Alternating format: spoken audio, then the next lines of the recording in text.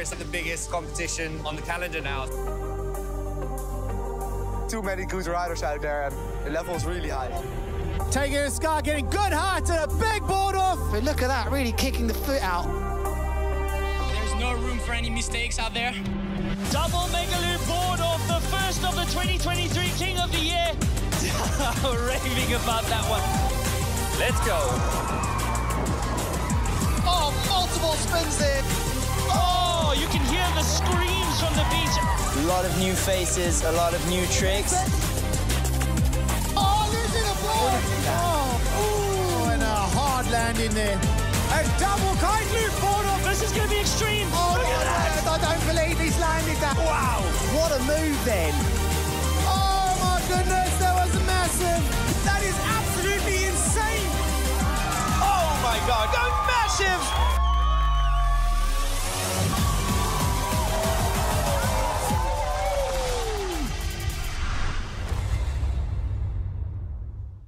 Welcome back to the Red Bull King of the Air here at the famous Kite Beach in Cape Town. It's day 2 today. Day 1 was absolutely action-packed. We saw the women on the water for the first time ever at the women's division, where we ran all the way up to the final. We then had the open division, where just as the sun was setting, we got the last heat of round 1 complete. I can see the athletes just over there on the beach setting up their kites and getting ready for round 2 of the open division, which is where we're going to start things today. But for now, why don't we have a look at all the action with the highlights from day 1. Welcome to the Red Bull King of the Air 2024. Enjoy the show. The action is about to get wild. And she react positively to it, Zara. Nice double back roll kite loop from Pippa with an added rotation and landing this one. Yes, she's stoked on that. But here goes Zara on a massive boogie loop. That took me way back. Current world champion. There's the contra loop. Oh, front roll contra loop. Oh, and that's why she's a world champion. Unbelievable landing. Absolutely stays Francesca, actually, who will join her in the final. Areas you see Zara this time going for the mega loop board off. Is it on? She's got it. His shoulder here, because Heel Blue from the Netherlands is taking off. And it's what? Another big move from him. Has he done that already? Bang. Zach Adams in the yellow vest. Double back roll, board spin, another rotation. Get that board back on. Oh, how did he get that on? So talented the riders are getting on. They're working the contra loop. Put forward contra loop. Yes. Oh no, it's a mega loop. Oh! Oh, this is a big one. He's kicked the board off into a flip, landed it. It goes into that very inverted move he has. Flips us for this epic action here at Kite Beach, Cape Town. Oh, that's trouble as well. Completely out track and a tornado contra loop there from Jamie. Oh, what a landing. Impressive there from him. We'll have a chance. Good timing off a kicker, delaying. He's going for a front rotation, then a handle pass.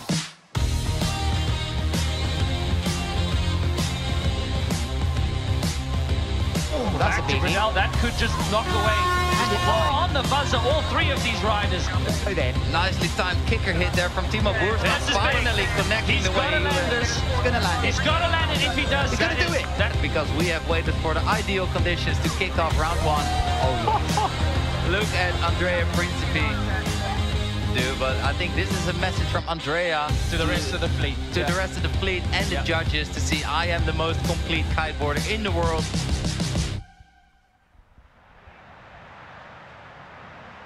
And there you have it, ladies and gentlemen, day 1 a week ago here at the 2024 Red Bull King of the Air, coming to you live here from Kite Beach in the beautiful city of Cape Town. It is day 2 on the last day of the waiting period for what has been a historic King of the Air, that the first ever women's division and a spectacular round 1 display of big air kiteboarding. I'm Colin Heckred, and with me in the commentary box is Ruben Lenton and Lewis Crathens, legends of the sports. Gents, day 2, mouth-watering conditions piling up.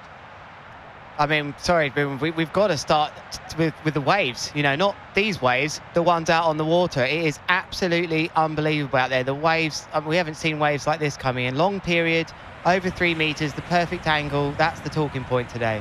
100%. And this is what we've been waiting for. And this is why we have a holding period of 2 weeks to wait for the wind and the waves to build. And the waves are definitely here. And yeah, the wind is also building. So thanks for bearing with us.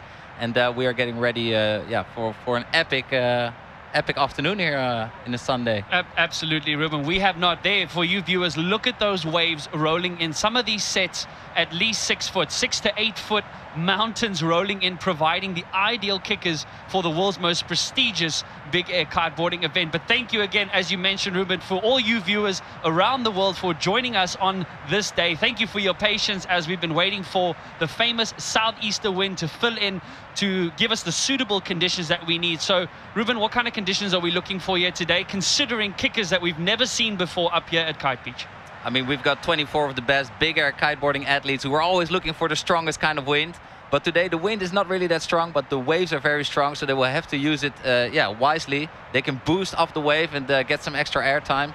And we have got the best big air specialist here, so I'm guaranteed that they're going to put on some big moves for us. But it's definitely going to be a challenge for them with the strength of the wind currently. Wow, amazing. So we had 24 riders last week. We are down to 21. But we are going to kick off now with round number 2. And here's the heat ladder in front of you as you see where we are currently at in the 2024 Red Bull King of the Air.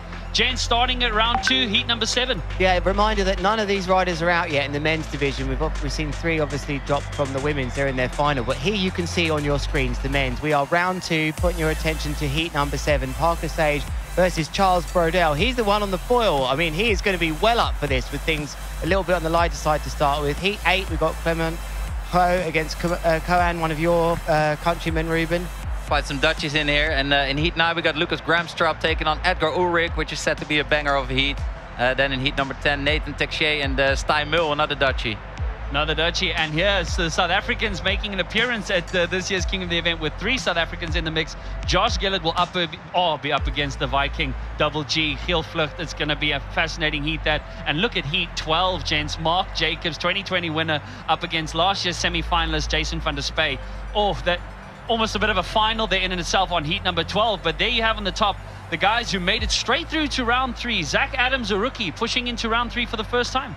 Yeah, he done very well. Jamie's in there, Lorenzo, Timo, Luca and Andrea, all of the riders you'd expect. Maybe Timo has surprised us a bit here getting into round 3, but definitely those riders sitting in that place now will be the most calm because they don't have to go out in this first part of the day, which is round 2. It's win or go home. And also in day number 1 of the Red Bull King of the Air 2024, they really showed an incredible performance with some of the highest scoring heats we've seen. In the 29 points. We will dive into the heat scoring and the points a little bit later. But yeah, in heat number 7, we got Parker Sage, a young gun from the USA, taking on the first ever big air foil rider in the event, Charles Brodel from France. Two rookies at this year. Sorry, Lewis. Two rookies at this year. That's very true and worth pointing out. I mean, Charles, a rookie into this event, but we have to say this guy is a 6 times world champion, also a European champion. He only just lost by 0.5 to Timo Boersma, who advanced into round number 3. So he really was close to advancing straight through for round 3. But he's up against Parker Sage, which he's no mug. He's got a bag full of tricks, really technical. But the biggest difference is, the Parker will be riding his twin-tip board, whereas Charles is on the foil board, which gives him a little bit of advantage in these lighter kind of wind conditions. However, there is sandbanks, there is waves, and to control this foil is going to be a challenge for Charles. But he was getting some significant height in day number 1. And I'm very curious to see what he's going to bring to the table today. Talking about the advantage, I mean, I've read a lot about what people are talking about, and asking questions. Why does he have an advantage? He can get upwind quicker. That lift created from his foil under the board is meaning that he can take a slightly smaller kite. He can do a lot more things with it. Whether or not he can get that kite angle, which is what we want to see during the kite loops, that's what the judges maybe didn't score him as high for on the first day, but definitely has a lot of advantages in a bit of a lighter wind and negotiating and sailing around. It's like an airplane wing underwater. So his foil generates its own power, and that's why he needs a little bit less power from the kite, and he can get planing and build up speed and edge into the wind much easier. But the kite angle is something that the judges are looking for, and I'm curious to see how he's going to pull that off with a smaller kite. Wow, an historic first hydrofoil board that we've had here. But ladies and gentlemen, look at those swells rolling in to the beach on a historic day here for day 2 on the last day of the waiting period. There's Charles in the yellow vest. Yeah, he's waiting out the back, ready. He's going for this. Oh no, he's decided to turn around, so not maybe the best timing. But we've seen him practicing today. He's been out the back because he wants that foil, which is almost a metre underneath him, to be getting nowhere near these sandbanks. But here is the other rider. Here is Parker negotiating the first sets. So who is it going to be to open their account? And something special, what you can see in the top left of your screen, is the heat timing. We've gone down to 8-minute heats to be able to squeeze the event in the last hours of daylight here in Cape Town. So let's see who can connect with these big kickers and send it to the sky. Oh, this is a very, very different shot than what you were seeing. But oh, there was the first trick from Charles, but he'll go down with a crash. Landed on the sandbag. On the sandbag, maybe clipped the sand, might not even have jumped true, might have hit the sandbag, but there you can see in the blue vest. So on the top left-hand side of your screen, we have 8-minute heats here for this round number 2. It is now knockout stages, gents. Not a nice place to be to not win this heat. No, and you know, I think this rider here, this must be playing right into his hands, you would have thought. You know, we've just seen Parker go out. Classic example of a heat you in. Waves just disappear as soon as that green light goes. Parker's going to have to stay calm and just know that he'll get his chance here. It looks like he might be going right foot forwards, maybe, or building a lot of speed. Yep, goes up right foot forward, yanks on the backhand, mega loop board off. Just a nice, gentle, easy one. Will he stick it? Yep, and he opens his account. Very nice. First score on the board for Charles Burdell there. And this is also one of the disadvantages of the foil board. You see how he has to switch around. It's a directional board, so he has got a nose on the board, whereas the twin tip, you can ride both directions. So he has to switch around and move his feet around. And there he goes again for a second attempt in this heat. Contraloop, he pulled on the front hand there, and I think he's landed it. So that one advantage we have been speaking about with him is how quickly he can do multiple tricks. He can land, carry on riding into the wind. So he's got 2 tricks up here on Parker, and I think he's in a good position. And speaking of tricks, let us explain you a little bit of what the judges are looking for and how the scoring system here at the Red Bull King of the Air 2024 in Cape Town actually works. The riders will be scored their 3 highest scoring tricks, and then at the end of the heat there will be an overall impression score added to that score.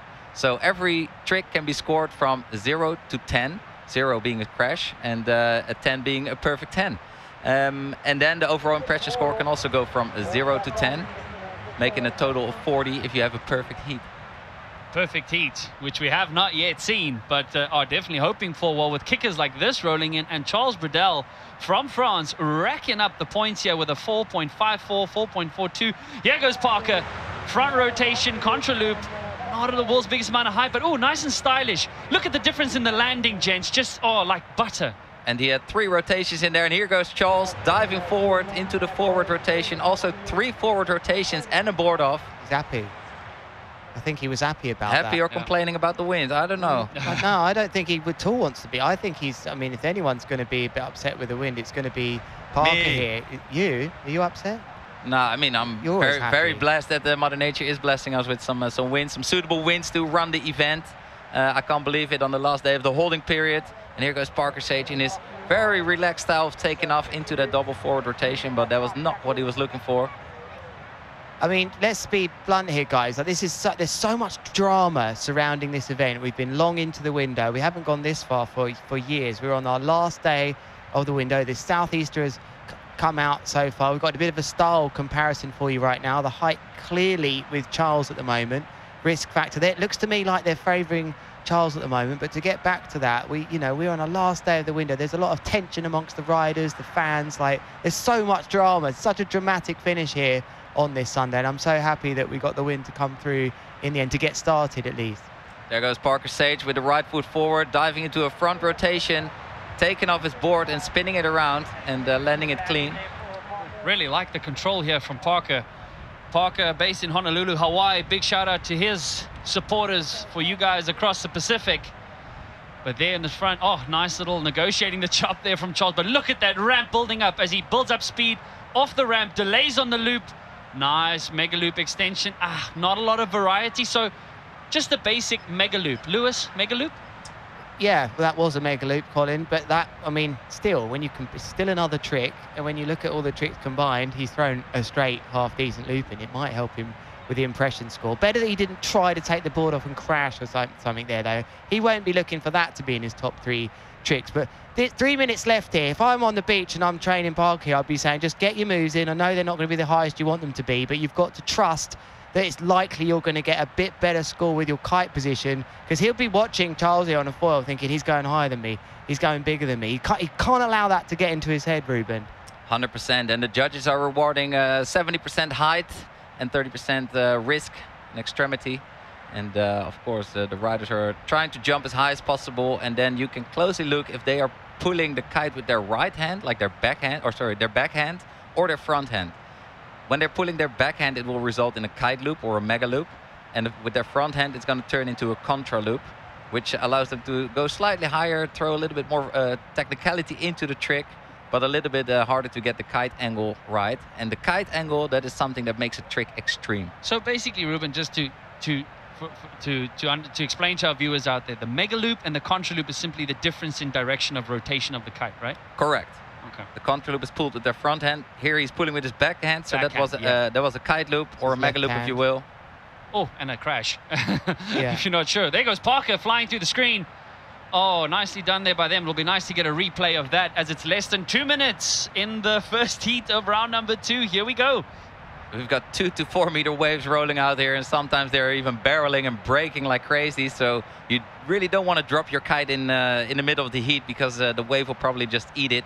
Of course, the kites are inflated, so they will stay afloat, and that's how you can hopefully quickly relaunch it. But in a wild sea like this, it's going to be pretty challenging if you crash your kite mid-heat. Which we haven't quite had that kind of kite crashing at King of the Air before. I mean, that's what last week's audition conditions would be ideal for. You can crash a kite, get it up, but if your kite lands in one of these waves rolling, you can have precious seconds wasted. Another massive challenge which I observed looking down from the creators deck earlier is that the water movement out front is a lot of current, a lot of moving water. It's very hard to really know what the water is going to do, but I think the riders are using it to their advantage, because as soon as the current goes into the wind, they get some extra power from it. Guys, right now on our screens, we've, to me, got a moment in history here. Not only are we looking like we might have our first foiler into the quarterfinals here, there's still time for Parker, but what we're having here is a moment in time of kiteboarding where other riders will see, if this heat goes on, they will look at this and think, I need to be taking a foil out in these lighter winds in the early rounds. This is a huge moment right now, guys. But this is what has made the Red Bull King of the Air so special, is the way it has driven innovation and kiteboarding technology and equipment over the last few years. I mean, you guys have seen it as well. 100%. I mean, of course, big air kiteboarding, and especially extreme big air kiteboarding, we prefer the most amount of wind you can possibly send us. But the equipment has evolved so much. It's much lighter, much stiffer. So, wow, look at Parker going for a double front roll contra loop with 2 added rotations. He needed that, and boom, there goes the buzzer for the end of the heat. Charles did also take off through the screen there, but gentleman's agreement, whoever takes off first, chances are the judges are going to see. But here is a quick replay of the move that Charles did, coming in right foot forward towards the beach, pulling on the backhand. You know, that gentleman's agreement goes straight out the window. 3 seconds left in a heat. You do it. Even if you see someone else jumping, you don't care. So that last move could make it interesting. So I think for me, it was the move of the heat. That was a triple back roll 1-footer, man. That's not the... Did he not take the board off? No. Not Charles. No, Charles, no, definitely Parker did. Parker, yeah. For me, Parker's move at the end was the biggest of the heat. That would have sealed the deal for him. But this is elimination round, so whoever goes out now can go home crying. And whoever continues is going to continue to round number 3 and... take on the next. Charles looked good though. He had a really consistent, I mean, he almost had exactly a 4.5 average amongst his top 3, which was higher than Parker. But Parker, for me, maybe just pushed above the 5s. We can't always get scores up to 10 when the conditions don't allow. Just remember that. So this now is the results, but I don't think we have... No, we do. Is that an impression score on the screen as well? It is. So it is curtains for Parker Sage, winning by about 0.3 3.8, I think that is, with a quick maths for Charles Brodel, the only foiler here, the first time ever, making his way into the quarterfinals. Boys, that was a toughie. Capitalizing on the conditions and the bigger kickers and stuff, really, really utilizing the conditions to his advantage. There was Charles Brodel, but the Frenchman remains well and strong. He will go into round number 3, finding himself against Lorenzo Casati, but no time to waste as we head into the next heat number 8 of round number 2. Clement Huo making his second King of the Air appearance, and Koen van Dijk, oh, what a legend. But Koen, oh, he would not want to be running to fall out of this one, having fallen out in round 2 last year. We got 2 big C's in this heat in my eyes. Clement, very tall rider, quite heavy as well. And then we got big C, of course, being Koen van Dijk, who always rides super powerful. And I'm just curious to see who's going to navigate the big waves. Ooh, and we got Clement going with a nice double front roll contra loop. Foot wasn't in. Are they on 10s? Crashing his first move. That's not a great start to the heat for Clement.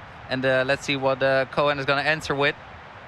Ooh, the thing that is most dangerous is riding full speed at a kicker at a wave, and then it just closes on you. That can hurt big time. But here goes Koen with a nice kite loop, board off, laid back roll, and sticking it.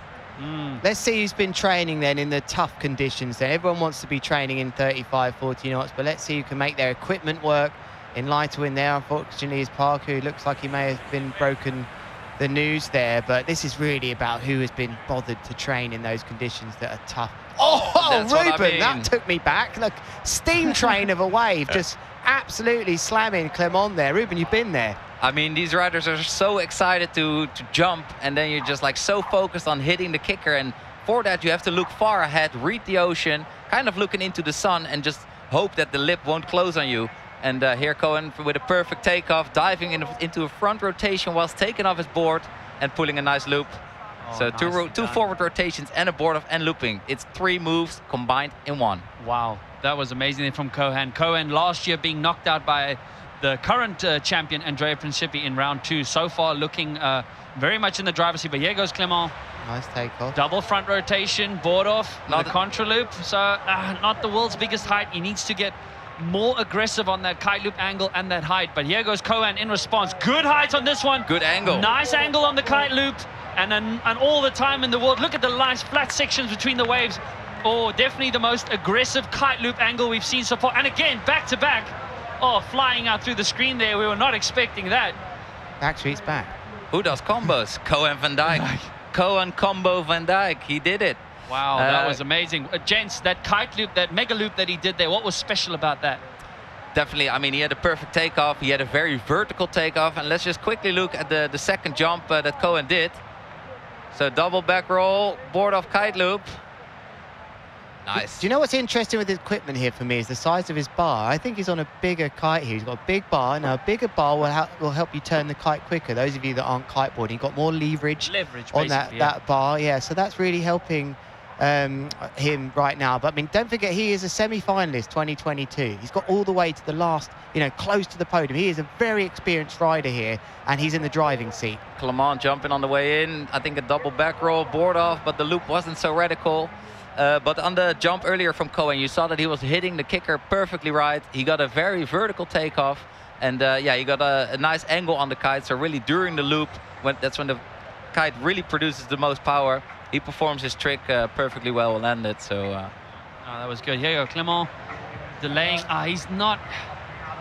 Clement really struggling to get the heat together here, as it's less than 5 minutes. The heats have been shortened from 10 minutes to 8 minutes to accommodate the amount of daylight that we have left. But again, welcome to all of you from around the world to the day number 2 of the 2024 Red Bull King of the Air. We are coming to you live from the beautiful city of Cape Town with some of the most spectacular conditions we have seen in many a year. 24 of the world's biggest and best big air riders have gathered here at the iconic location in Kite Beach. There goes Clement. Oh, no, he's going to have to get more height, more aggressive. Koen seeming to be well in control here. I wonder if he's on a 9, and I've just seen the 10 meter. They're meter squared, our kite surfing kites, by the way. The bigger the kite, the more power, but when it's really windy, you don't need such a big size. Koen on the way in, right foot forward. He's doing a contra loop with a forward rotation and a board off. Not the biggest of heights, but... Is that even a contra loop? Yeah, I think so. Pulling with his front hand.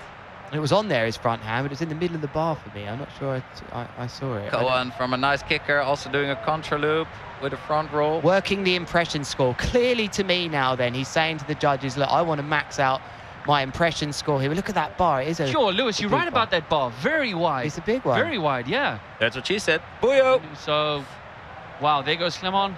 Heading out, better timing on the kicker this time. Stalls on the loop. Boogie loop, double front rotation, board off, and landing it cleanly. He needed that with less than 3.5 minutes left. He did. He needed that. Let's talk a little bit about what would make an overall impression score. Is it jumping both directions, rotating both directions, looping both directions, and even unhooking, or what?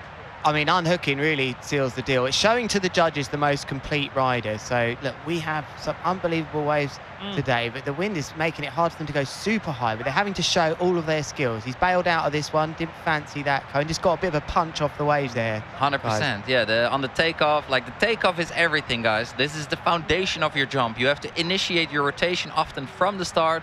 And if the wave is just a bit more powerful or it closes on you, it can just throw you off balance. It communicates with you, Colin, the wave. Exactly, and I think, so how much is adapting to these kickers gonna make an impact? But before we get to that question, here is the projected standings with Koen van Dijk with a current live impression of 6.3, projected total of 22.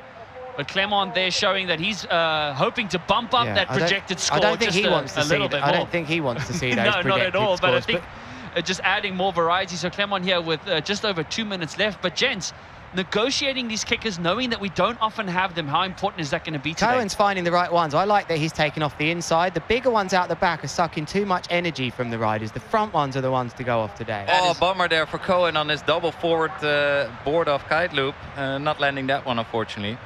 When these riders are taking off as well, when you're jumping, the thoughts that you have to have, you really have to think quite quickly as a rider.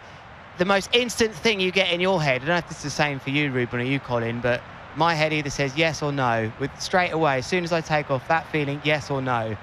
Hopefully you want it to be yes most of the time, but the no feeling is where you have to think, right, I'm bailing out of this, things don't feel right. That's how quick you got to think. The wind is really not in favor of Clement's weight here. It looks like he's a bit underpowered to really get his tricks together. 92 kilos that he's got to drag, that he's got to move around. But there's Koen in the yellow vest heading out towards the iconic Robin Island. Look at this kicker building up, bringing his kite up. Front rotation, board off, double front rotation, mega loop. Nicely done there. He's just racking it up with a minute left. Nice thing about the front rotations compared to the back, they really suit a bit more lighter wind. You can really throw into them a bit more and create a bit more tension sometimes than the back ones, I feel. Thanks, Coach Lewis. Here goes Clement with a doobie loop board off of his own. It's Coach Crathen to you, mate. Coach doobie Crathen. loop, that was the most common trick in round number 1 last week. Again, thank you for you viewers for joining in after a long wait as we're here on the last day of the waiting period. Please keep spreading it at hashtag Red Bull King of the Air. Oh man, what a privilege it is to be bringing you this incredible event live from, look at that shot, the beautiful city of Cape Town. We have less than 30 seconds in heat number 8 of round 2. Knockout stages. There you see the top 3 trick scores on your upper left hand side of the screen. Koen van Dijk currently sitting in first place and Clement Huor in second. Koen, right foot forward. Tornado into a contra loop. Good variety, not the best trick, but nice variety to add to that impression score, which you will see at the end of the heat.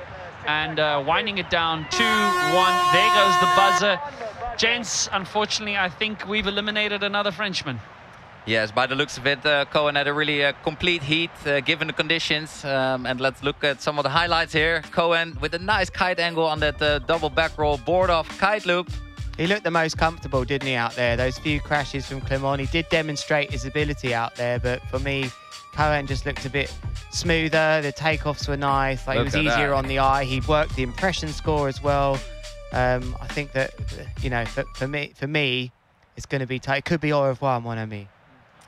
Yeah, remember the overall impression score still has to come in, but I think, yeah, Koen had a very clean heat, not that many crashes, landed most of his tricks. He didn't unhook though, which I think we won't see that much today, because what the riders really don't want to do today is crash their kite in the middle of these wild waves. I bet one rider does. I reckon the next heat we might see it perhaps.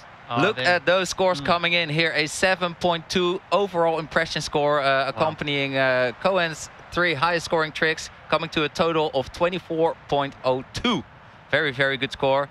Clement not reaching the 20s, did his best, but unfortunately a little bit too heavy for these kind of conditions, I think, Colin. Definitely, and it was very interesting to see the height that both he and Cohen were getting right foot forward, really struggling with the tricks coming in. But no time to waste as we head into heat number 9 with the rookie from Denmark, only the second rider ever from Denmark to appear here at the King of the Air, Lucas Gramstrup, up against Edgar Ulrich, last year's semi-finalist. So another mouth-watering heat ahead. Gents, let's see what the rookie can do up against Edgar. 4th King of the Air appearance for Edgar, so a lot of experience on his side.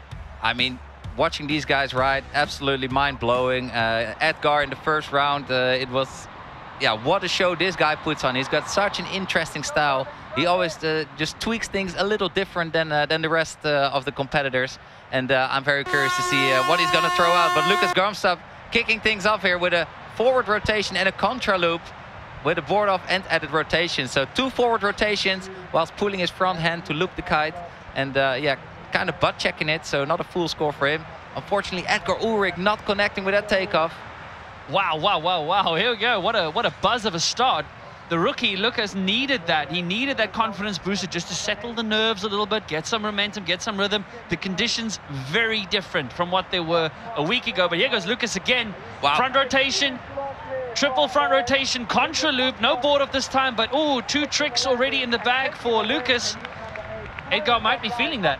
What a takeoff. He chose to take off at a really steep kicker on the inside, and that gave him such a good pop and such a vertical lift, giving him plenty of height to impress the judges and to finish his trick. I believe he had 3 rotations in that, and it looked absolutely well contained.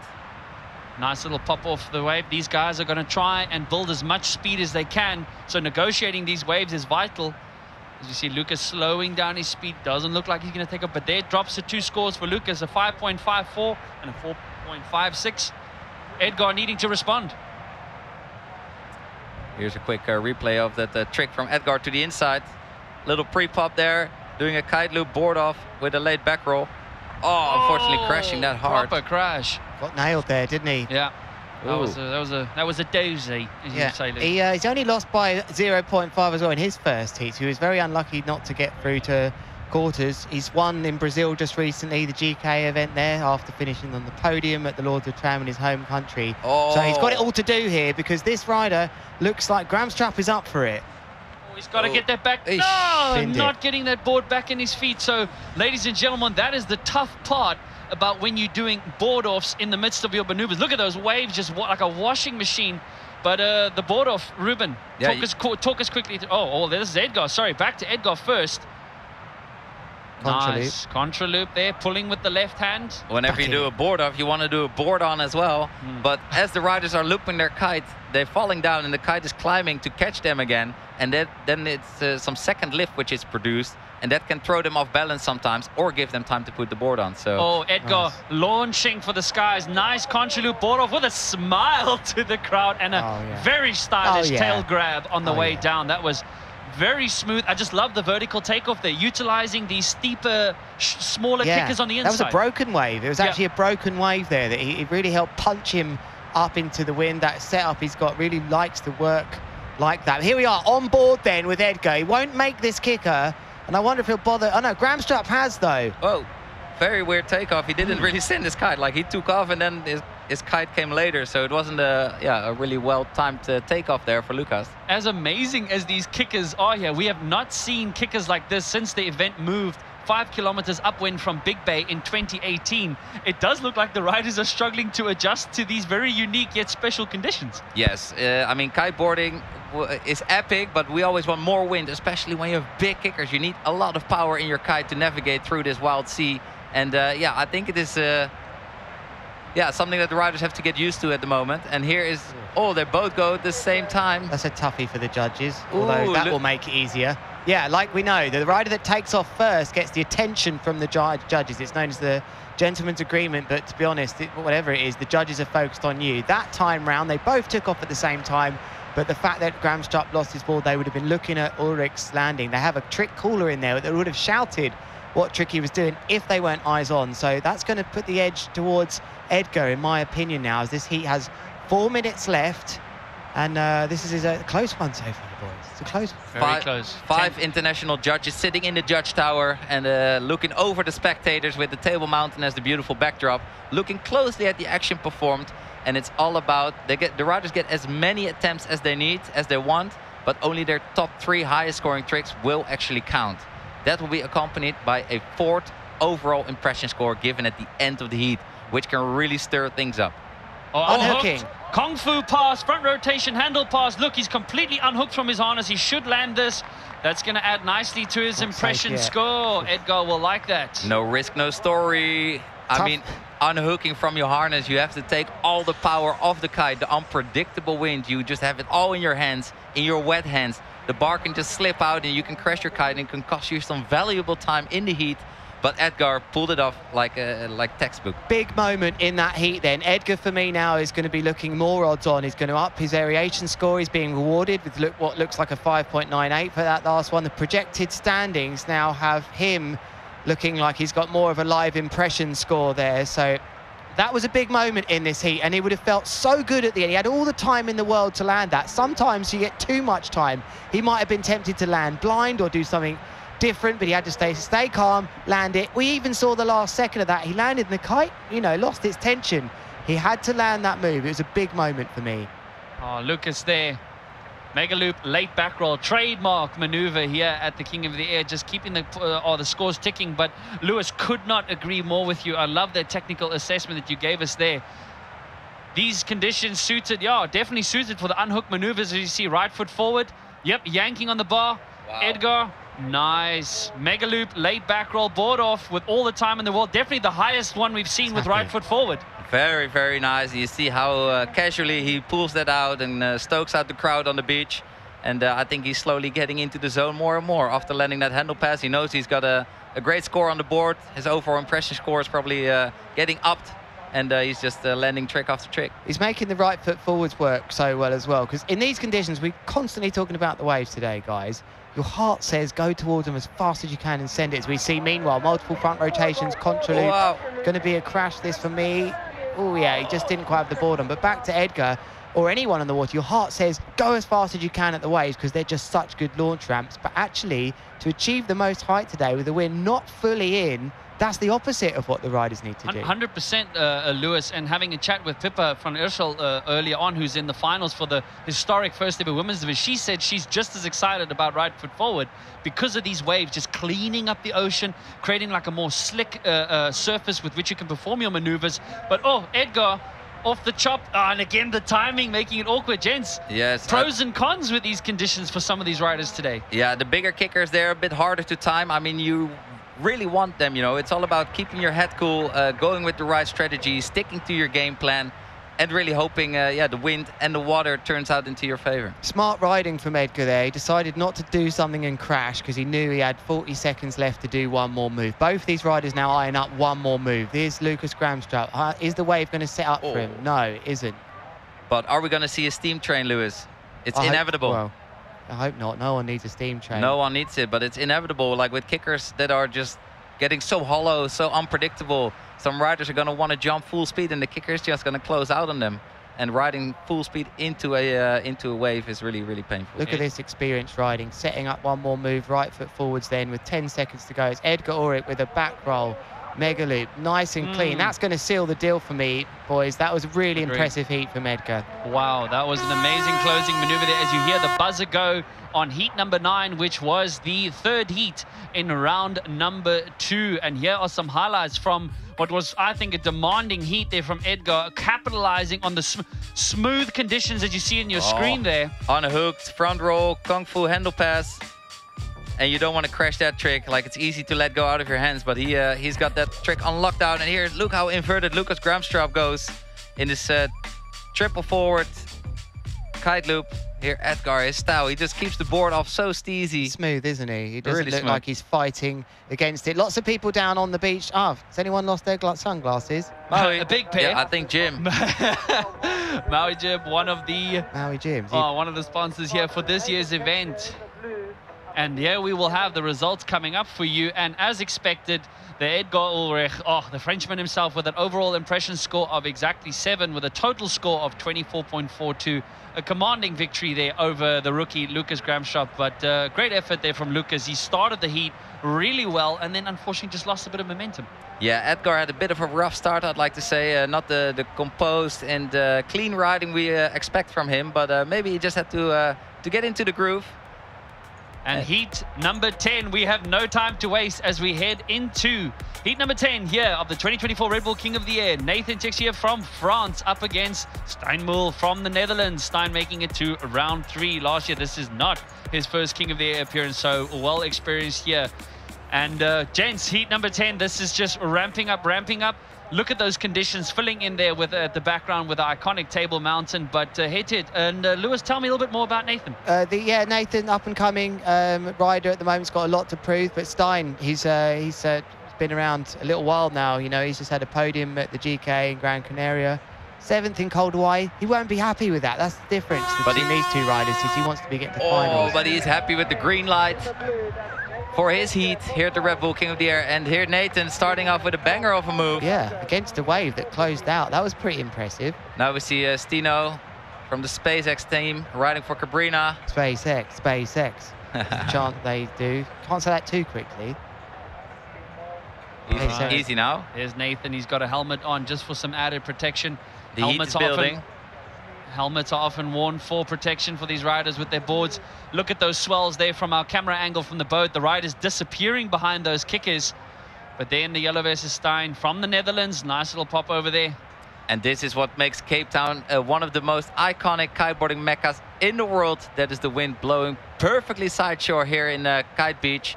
And then with kickers rolling in like this is a kiteboarder's dream. Look at that sections. A massive period in between the swell as well today. I believe 15 seconds. Which means that there is lots of flat water in between the waves, so the riders can have a clean run up, really focus on their speed, on their balance, and on their takeoff angle. And then it's just all about timing these waves. Here you can see him looking far ahead, building up his speed, moving up his kite and edging against the wind to build up the right pressure, and unfortunately not timing it perfectly there. Sometimes it just doesn't feel right off the wave there, so unfortunately for Nathan it didn't work out. Interesting start to this heat. The odds would suggest that it would be Stijn Mul that would take this, but as we know with young riders and the ones new to it, you just never know. Oh, there goes Stijn on the inside with a double back roll board off kite loop. Oh no, nice riding there from him, just capitalizing on the conditions. He probably saw Edgar in the previous heat. Right foot forward as Nathan now goes right foot forward, double back roll board off kite loop with a nice little nose grab, and the grabbing the board. What is the significance of that, Ruben?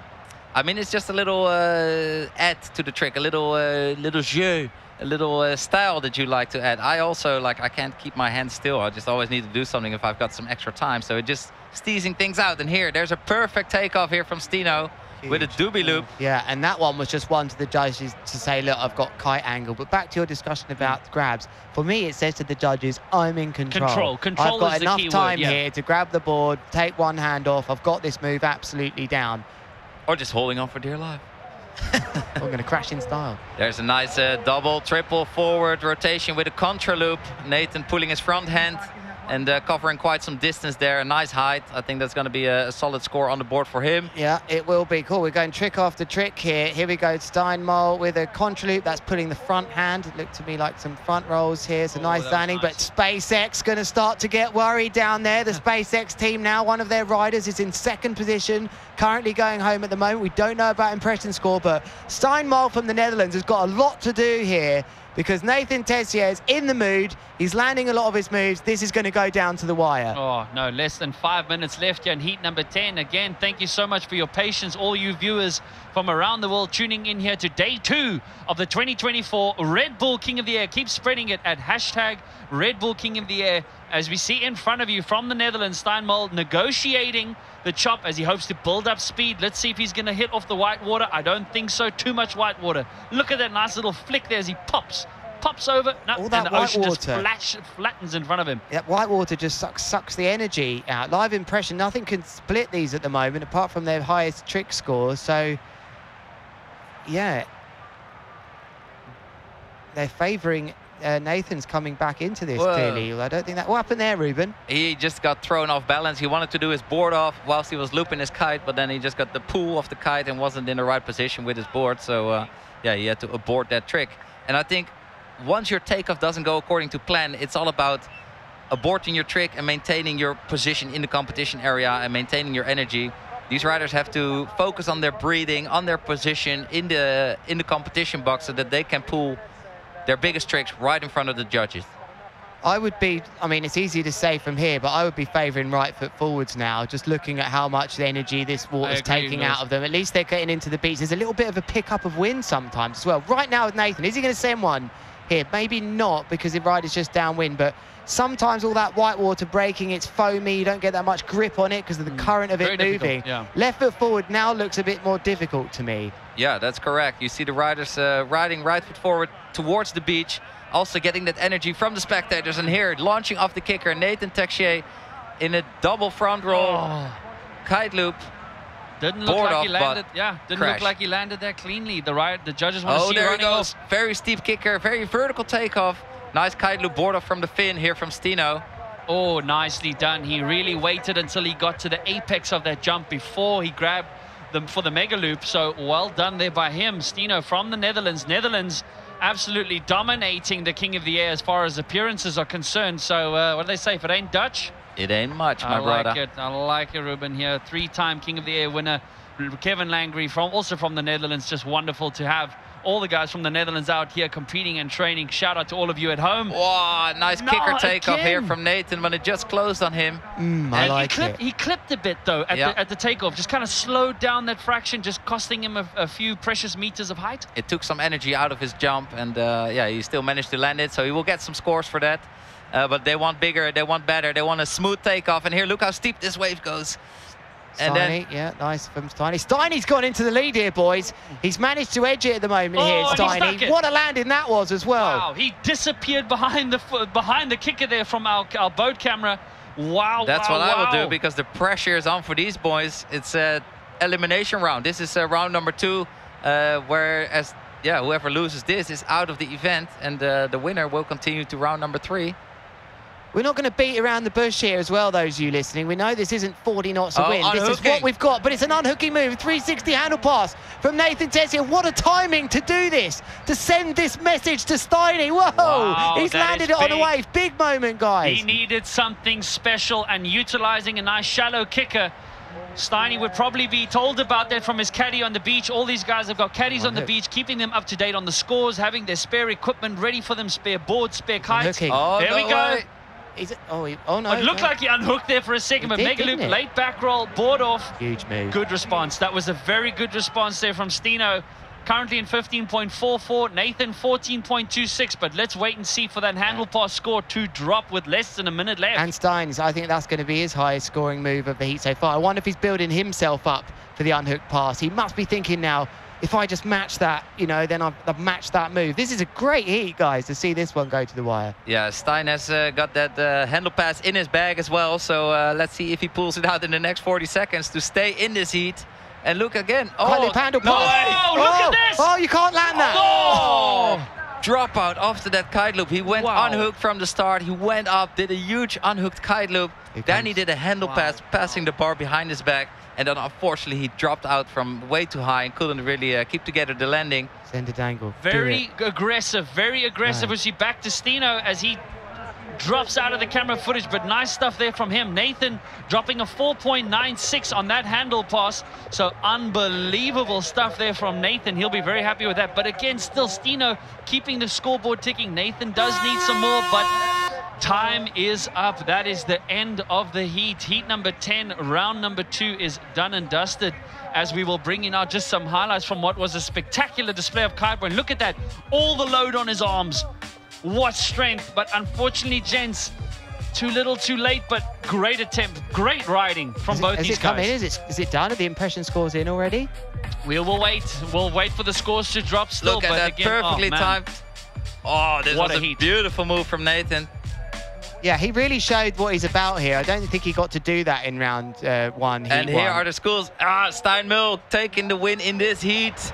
in round number 2. And unfortunately for Nathan Texier, it wasn't enough. And Stein was, able to put a 22.32 on the map. I think Stein's negotiating of the kickers, timing, he got height, he got a lot of height on his tricks. His kite loop angled nice and low. The judges want to see that kite looping as low down to the water as possible.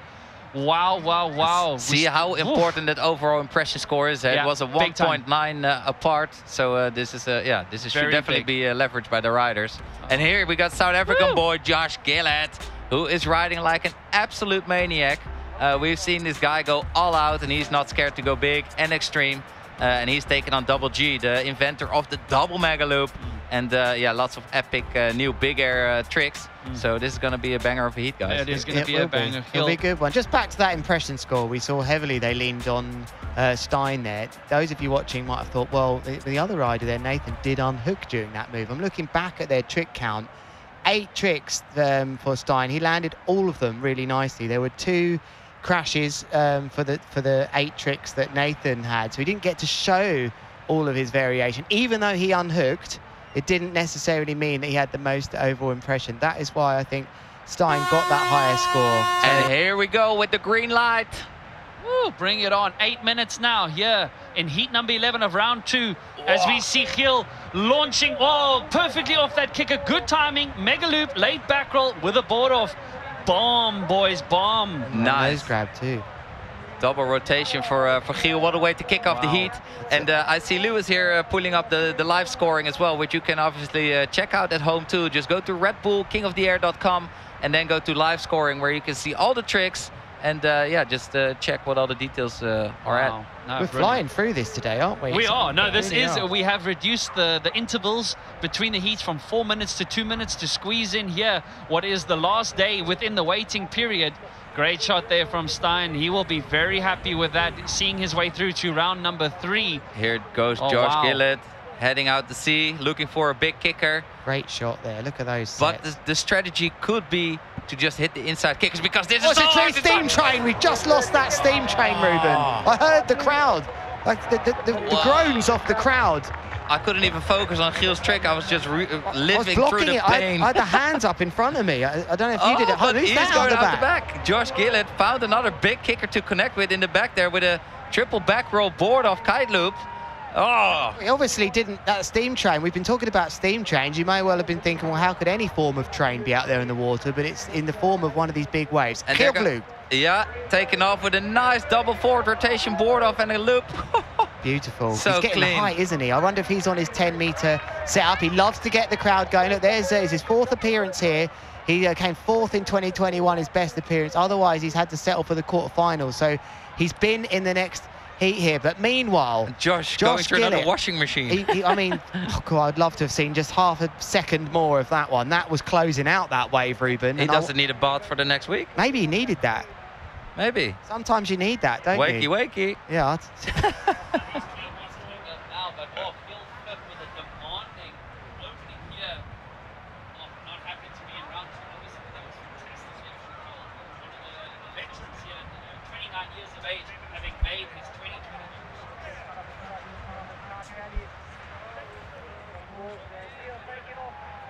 For blue, we're after Josh Gillett's steam. No one needs a steam train to the face, let's be honest. Nobody needs that. He really took a wave to the face. But here is, on your screens then, Josh Gillett, South African, who got to the podium, 3rd place in the qualifiers in Tarifa, taking off with a mega loop. The board is off, and I think there was a board spin in there with a back roll. He's gone into another half a back roll, if you will. Punches the sky. Ruben would be happy about that. No, it looked like a very well-performed move, and he's going to get some scores on the board. Let's look at this replay from Gil going right foot forward, going into the double front rotation with a loop. Didn't get the height to take the board off. He reached for it and he thought, no, I'm not going to do that. Exactly. And Double G's got one of the most technical tricks in his bag, and now he's also showing the height today. Great shot there from Josh. Mega loop. Double rotation there, not the board off, so not a lot of risk in that. And a first-time King of the Air appearance here for the South African Josh. However, he has had a good here as well. Gil Vlug building up some speed, and I think he is riding his 10. Oh, there he goes. Josh Gillett with a double back roll, triple back roll board off kite loop. Oh, not getting enough time to get Oh, back. no. Oh, there he is. His safety accidentally being pulled there on his chicken loop. That's going to cost him precious time. And he's way out at the back, gents. That is a good example. We're going to see. Look at his kite. Oh, no. It's about to get this smashed. This is devastating. The kite repair is rookie. getting excited. Kite repair is rubbing his hands. But yeah, very unfortunate there for Josh. This happens sometimes after a landing when your kite goes slack, your lines go slack, or your kite goes without power, your lines go slack, and then your chicken loop, which connects you to the harness, goes out of the hook, and then it can just shoot out. And that's what happened to him, and he couldn't hold on to it, unfortunately. Hey, how unlucky is that? So yeah, we get a replay of this. There we go, Josh going up for his maneuver. Double back roll, board off. Tornado pulling on the back end, but take a quick look here. He crashes. Oh, he unhooked. came unhooked. It came unhooked. But he's still connected. He's pulling in. You can actually see him at the end pulling that leash in. No, but look at how far out he is. There come the jet skis, the safety crew. He'll be saying, no, leave me alone. I don't need your assistance, because he'll be out if he takes it. He's got to put that thing together quickly, compose himself, and maybe he needs another steam train again. Gone fishing. There we go. Giel Vlucht in the yellow vest. Also her historic first year at the King of the Air. Each of the riders getting their own customized vest, as we see Giel Vlucht from the Netherlands. That's wow, big. look at the height. Oh, doobie loop, double forward rotation with a nice rescue loop on the way down. Oh, look at that shot. Very happy with that one. He will be already boasting a 7.02. Last year, we didn't even see any 7-point about tricks. To get washed. He still doesn't have his bar connected, so he's swimming back to the beach to try and sort it out. All curtains, unfortunately, for I think he's fully released. He's very far away from his kite. Has he got rid? Oh, maybe he released because you don't want to be connected when the kite is getting grabbed by the waves, then you just get dragged behind it. It's like a scene out of The Little Mermaid where he gets pulled down, you know, and he gets pulled down after the boat. Oh, yeah, that's it. Oh, there he is in the shot as Giel goes behind him, obviously just keeping an eye. Yep, Josh making his way back to shore, but look at this kicker building up. Is he going to go for it? Yes, he is. Look at this timing. Good timing here from Giel Vlucht. Contra loop, forward rotation, board off with a nice tail grab on the way down. It'll be nice to get a replay of that. That's going to boast a solid score. I wouldn't be surprised if that's in the 6-point range. I mean, Giel, he's one of the funnest guys on tour, and his style, his technique, his composure, you just see the hours and the passion he puts into his riding. He's super fit. These guys are training in the gym every day, and he's taking real good care of his body. He just got back from an ankle injury, and to see him riding like this really does me good. Wow, no, that is great. It is great to see that. He did struggle last. Oh, look at him there, just offering a hand to Josh. Great sportsmanship here from these guys. Look at this. Oh, is he going to pull him in, gents? Look at what you are seeing there in front. This is amazing to see. Not easy. That says to me... Look at that current, gents. Yeah. Look at that current. Tough conditions out there. Josh is going to grab onto the back of Giel Vlucht. Look at the sportsmanship, ladies and gentlemen. Competitors in the water, but when it gets to times like this, they're going to help each other out. There's a wave on his head. I just keep waiting hold on. for that. I mean, this says a lot to me. Wow, actually, look it's at that. great sportsmanship, and it says to me as well that Giel is happy about the situation with this Look heat. at that. Listen to the crowd cheering this sportsmanship. Look at what a scene. Ladies and gentlemen, that is what we want to see. Sportsmanship at its best. But Giel Vlucht also would have realized that he had a lot of that heat, I think, in the bag. Because their drops, I do see it here, a 6.1 was the score for Giel Vlucht's last maneuver, so he did get in 40 the 6-point range. He's gonna he should pull have out pulled a 10. Giel's release and took his kite or something. I mean, that would have been the smart move, because Giel would have known that he's got this in the bag at the moment. But wouldn't that be devastating if Josh goes out and does something unbelievable? Would he regret that, do you think, guys? No, not Giel Vlucht. What an absolute legend. would. What a gentleman out here. Been great catching up with him throughout this event. Oh, look at that kicker. Look at that Is he going big to connect? steamer. Big steep train. Oh, he's been steam trained. Absolutely hammered on that one. Again, the pros and cons of these historic kickers here. There goes Josh Gillen. Got to beat it blind. On one of the 4 rotations. Oh, just butt checking that. Butt checking. Oh, He he's gonna didn't hit need wave. that. And a steam train for your trouble. These waves are so big and so powerful, really adding to the show here. So I hope you are on the edge of your seat, because we've got some epic action still to come here at the Red Bull King of the Air 2024. Unbelievable. Ruben, take us through these highlights, bro. Look at Giel connecting with a nice wave, nice vertical takeoff into a back rotation with a board off and another back rotation, and then a steezy grab to finish things off. Here, double forward rotation with a kite loop from Nathan, or sorry, Josh. The last rotation, that was, yeah. That's a wobble. Look at this view from the drone. It's like you're flying with them. It's a really, really, really great angle. And yeah, I think this goes to Giel, not only with the highest scoring tricks, but also for the overall impression score. Really nice contained heat, really going with the flow and in the zone by the looks of it. No, that was a spectacular display of kiteboarding. Giel will be very relieved to make it through here from round 2 after, you know, one of the bigger guys struggling with the lighter wins. But look at that, we didn't even have a 7-point overall impression score last year in round 2, and we now have a 7.58 overall impression score and a high 7.02 there from Giel over the rookie Josh. Great display there from Josh, really giving it horse, just unlucky his kite going down there right at the back. Yeah, very well done by Giel. I think also one of the highest scoring tricks we've seen so far here on day 2 of the Red Bull King of the Air. And yeah, into the scoring, into the 7s. That's what we'd like to see. Hopefully the wind keeps increasing, keeps building. So these gents, Mark Jacobs, no stranger to the Red Bull King of the Air, former Red Bull King of the Air champion. On his birthday, he was able to win the event in 2022. 2021 was the year for Mark Jacobs, Nick Jesse Richmond in 2020. But as far as King of the Air appearances is concerned, 13 King of the Air appearances between these two riders. One of the last remaining old dogs. Very disappointing. 9 for Mark Jacobs, 9 for him. But he's got, this is a massive heat. 8 seconds remain till the start of this. This is one of the older generations still who can absolutely have it against one of the newer.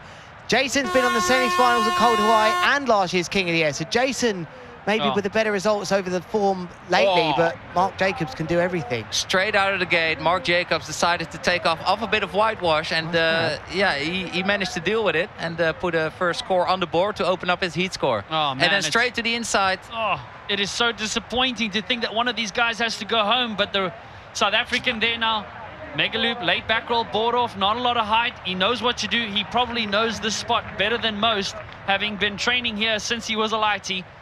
Let's be honest though, Jason won't have far to go. Again, off the whitewash. What a technique Mark Jacob uses here to get some vertical lift and teasing out his tricks.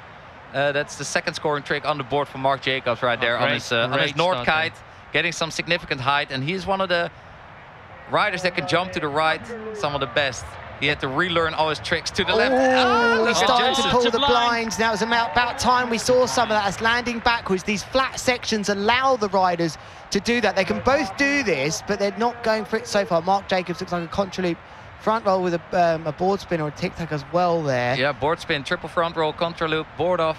Yeah, with a little board variation there, board spin. Look at Jason van der Spey, good timing off this kicker. Back rotation, stalling on the loop, board off. He's going to get it back on his feet with an added rotation. He needed that. Jason van der Spey in the yellow vest on what is his, I believe to be correct, it's his 4th King of the Air appearance, having made his debut in 2018.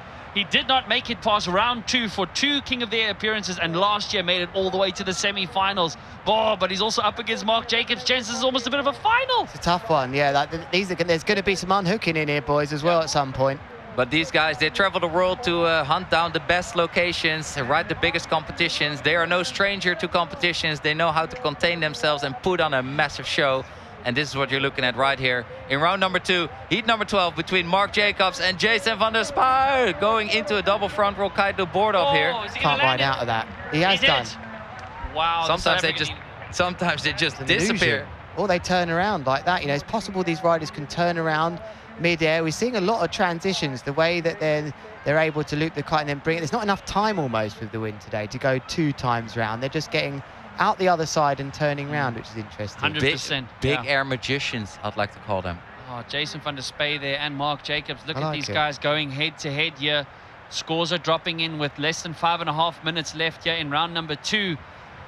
Oh, here we go. Jason off the kicker. Nice front rotation. Not the height he was looking for, but yeah, double rotation. And again, that strange blind landing. Oh, no, he'd be devastated that he's just lost that off the tip of the board. He was almost too far back there, but oh God, he'll be absolutely kicking himself if he hasn't ridden away from there. What can Mark do here? But these guys, they train very hard. They've got so many tricks in their bag. Look at this triple forward contra loop. That was great. With a board off. I thought he wasn't going to make that last rotation, but he had. It was getting hot down there, boys. Look, crowds are building on the beach here. I mean, the action is building, and yeah, the heat is definitely turned up here in Cape Town. And this is quite typical for Cape Town, for the wind to only come through in the late afternoon. And luckily we can make the most of that here in the last day of the holding period for the Red Bull King of the Air 2024 in Cape Town. Here we go, Mark Jacobs from New Zealand, the only New Zealander ever to compete here at the Red Bull King of the Air. Handle pass on the inside. by the South African. He needed He that. was first as well to do that. That's an important factor. He was first to start unhooking. Wow. One of the most complete riders here, for sure. Jason van der Spouw, he's got all the tricks. And here as well, Mark Jacobs in a double back roll board off kite loop with a right foot forward, right in front of the spectators and the judges. And here goes Jason van der Spouw with a double back roll, tic-tac board off. Oh, he didn't have a lot of time there to get that board back on, but great control there. Again, these bigger kickers just providing these easier pads to land. And again, oh no, not again. So there, Jason van der Spouw really racking it up. Look at this very tight score, 16.5, 16.2. Very tight as we have less than 4 minutes left here. Two absolute stompers as here we go. Mark using a shallower kicker. Oh, Mark is just racking it up, boys. He is. Mark is choosing a different approach. He's going to wait for his unhook moves. I really feel like they're going to come. There's 3.5 minutes left for these two to show. Look, nothing separating them. Point nothing. Let's just say that. The winner of this heat, interestingly, will go up against Timo Boersma. And that, for them, they'll consider that to be a kind-ish draw. He's riding well, Timo, but it's not an Andrea or a Lorenzo. This is a huge heat. This is a final on its own. Wow, Lewis, look at this. Jason having the upper hand in the impression score at the moment. One wouldn't think so compared to what Mark is doing. But the judges obviously like Jason's variety slightly more, even though Mark seems to have the appearance of being a lot more busy at the moment. Statistically, from round one, Mark Jacobs having no crashes in round one. So statistically seems to be stronger heading here into round two. But Jason van der Spouw is showing he's not going to go home without a fight. Yes, last year making it to the semi-finals, the first ever semi-finals appearance for him. But Mark also hungry for that second title. I wonder if a bit of fatigue creeping in for Mark there. He just jumped over that wave and got blasted. All the wind, more likely, just died a little bit as he made his way over there. Jason, actually, the more busy as I'm looking at the scores. We might have missed some of his tricks coming in as we saw them, Colin. He's done 8 manoeuvres to Mark's 7, but what we saw on our screens is there. What was that, Ruben? Mark was unhooked. Here you see he's on his arm strength. He's going to hook back into his harness now after controlling this trick. And away for his troubles. Now he put here's a replay. Right foot forward coming in. He's sending the kite on his arms on a back roll, handle pass, and a back roll. And it's not over here. He's got to fight this. He's got to get the bar in place, the waves coming in. That wasn't as clear as points in the bag, was it, as we saw? It wasn't as high as Jason's handle pass either. It looked way smoother the way Jason was performing his. So he's going to have to pull out another one, I'm afraid. Yeah, not as controlled as we see Jason on your screen there. He's heading up for what looks like a nice ramp. Is he going to make it in time? Nope. Wave, oh, look at the wave. He literally had 10 meters that he was short. It's something about the waves here. When you think you'll make it, you won't. If you've had that thought, you won't usually here. It really is. They break a bit quicker than you think. Certainly in Europe, it's got that more power. But this is right foot forwards there, Jason. I think he was going to trick. He was. It's not a big one, though. Double back roll contra loop, but unfortunately not the height he was hoping for. But from the drone shot, you could see there's massive flat water in between the waves. And yeah, the riders are trying to use that to their advantage, as it's a lot more controllable than trying to time these kickers. Jason van der Spouw needing a 5.82. Very much doable for him in these conditions. Kicker in front. Look at him. This is going to be big. Double front rotation, boogie loop. He wanted to get the board off and he didn't get it off. With less than a minute left. He needs something special out of the bag here, I believe, van der Spouw. Will he be the second South African to unfortunately leave this event? We really hope not.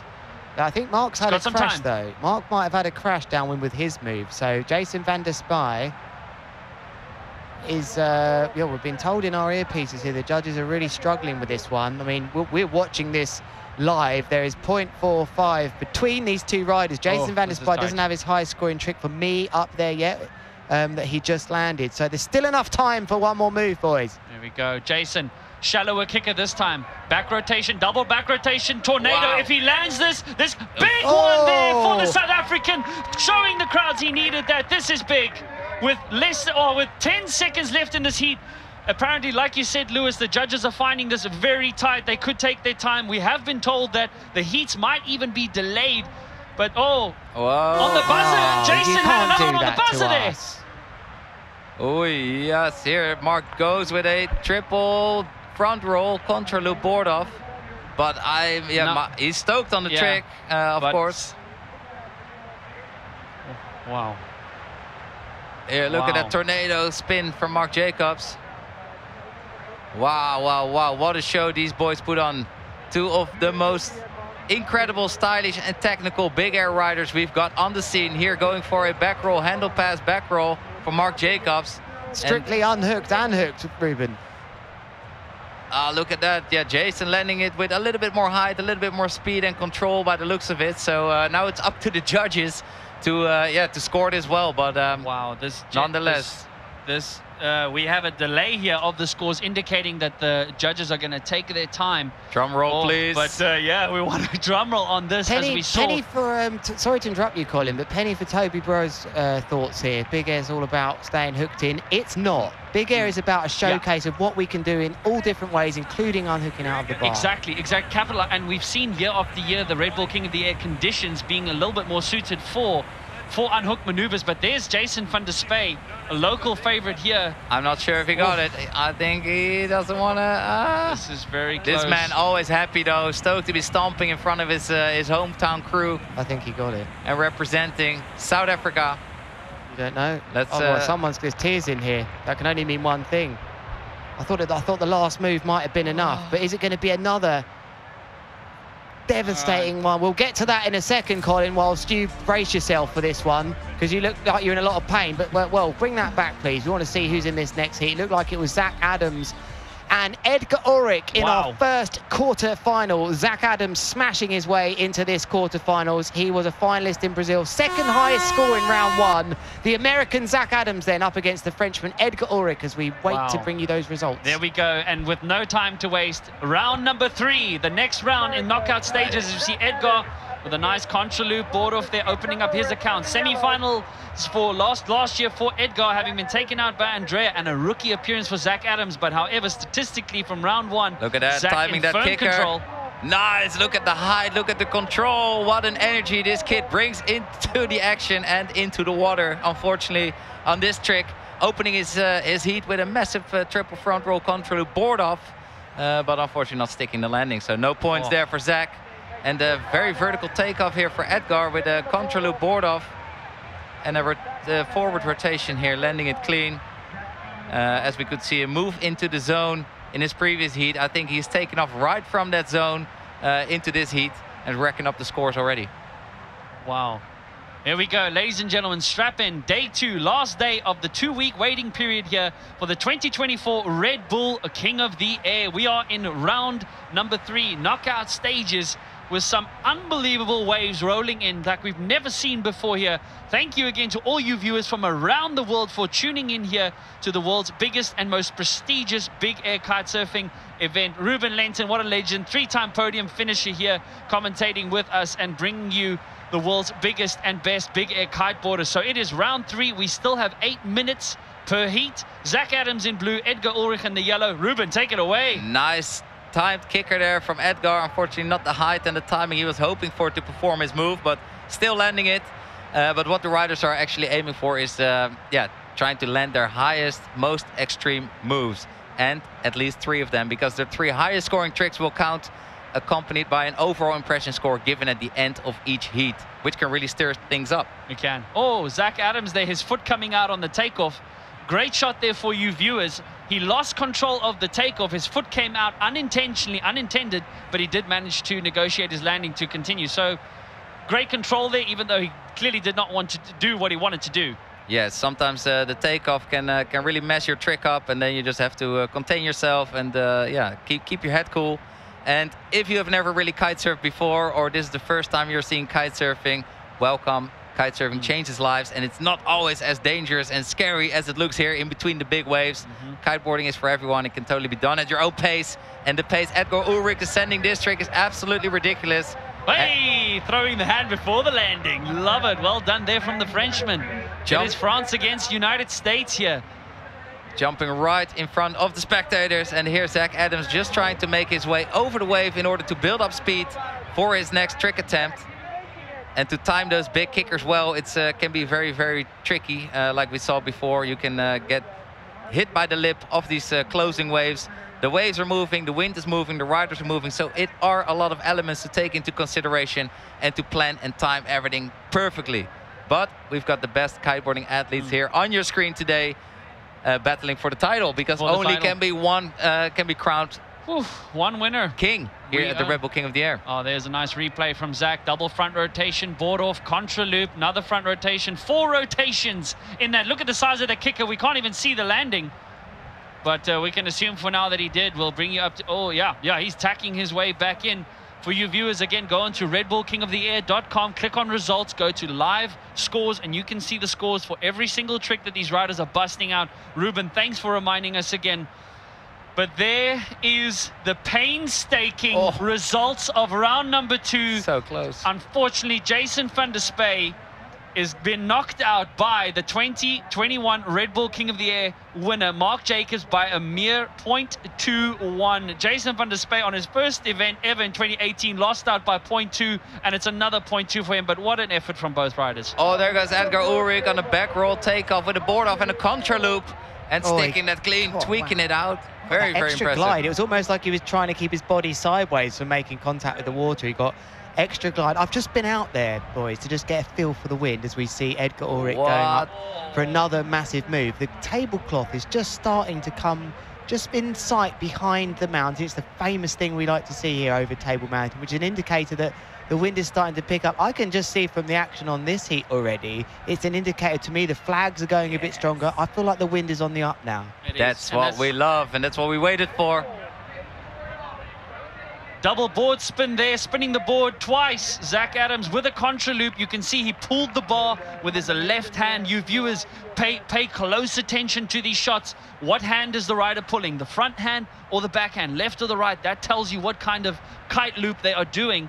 So Zach Adams, a rookie appearance from the United States, making his first appearance here at the 2024 Red Bull King of the Air, day 2.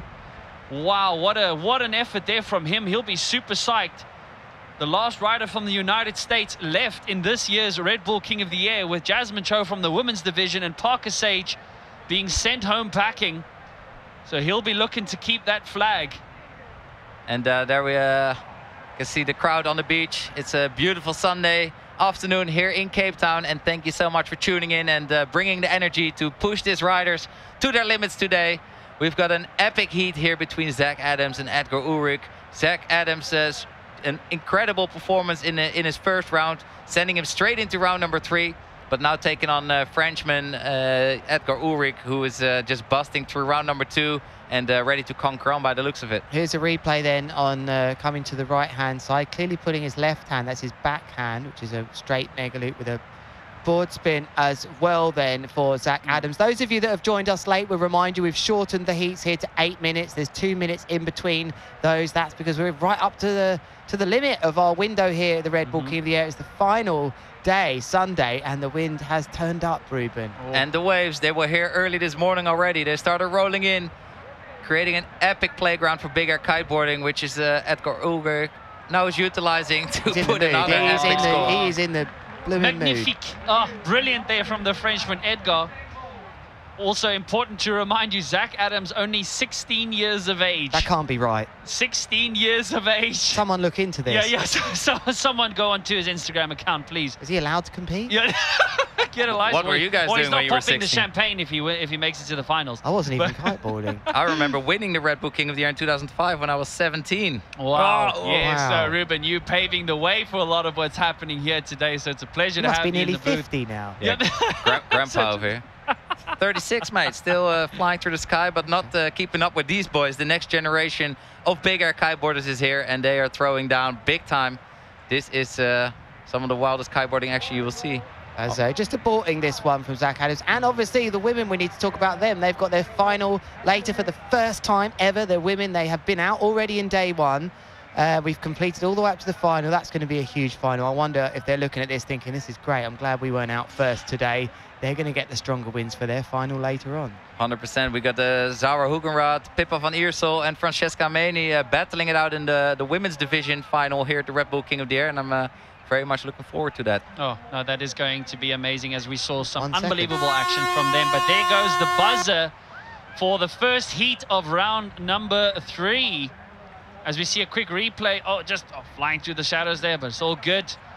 Strap in, ladies and gentlemen. Again, another warm welcome to you, and thank you for waiting. But that is the end of heat number 13, round 3. Highlights. Take us through it, Ruben. Nice. Zach Adams, unfortunately, crashing his opening trick, but he kept the board with him. Here, Edgar Ulrich, very nice vertical takeoff in the back roll board off contra loop, pulling that kite with his front hand and really tweaking it out. He didn't actually have that many moves as we roll through these replays for you. I'm looking at the live scores online. Edgar had a lot more moves. So, yeah, the impression score could be the key part here because Zach Adams having a higher score with his 3 scoring tricks. But Edgar Ulrich, he landed 8 moves here to looks what like his half of that for Zach. So that is definitely going to be in Edgar's favour. We may well see a change of things with the impression score here, guys. And, oh, we don't. Wow. We don't. We see it as going to Zach. So that's an interesting one there, but it looks to me that Zach Adams confirmed to have advanced into the semi-finals here at the 2024 Red Bull King of the Air. Unfortunately for Edgar Ulrich, it won't be another semi-final for him. Boys, that was a tough one. Wow, I mean, how the judges are scoring that. I mean, Zach was going very high. His style was very powerful. His kite angle was maybe a little bit better. And speaking of kite angle, style and power, we've got Jamie Overbeek, wonder child, if you will.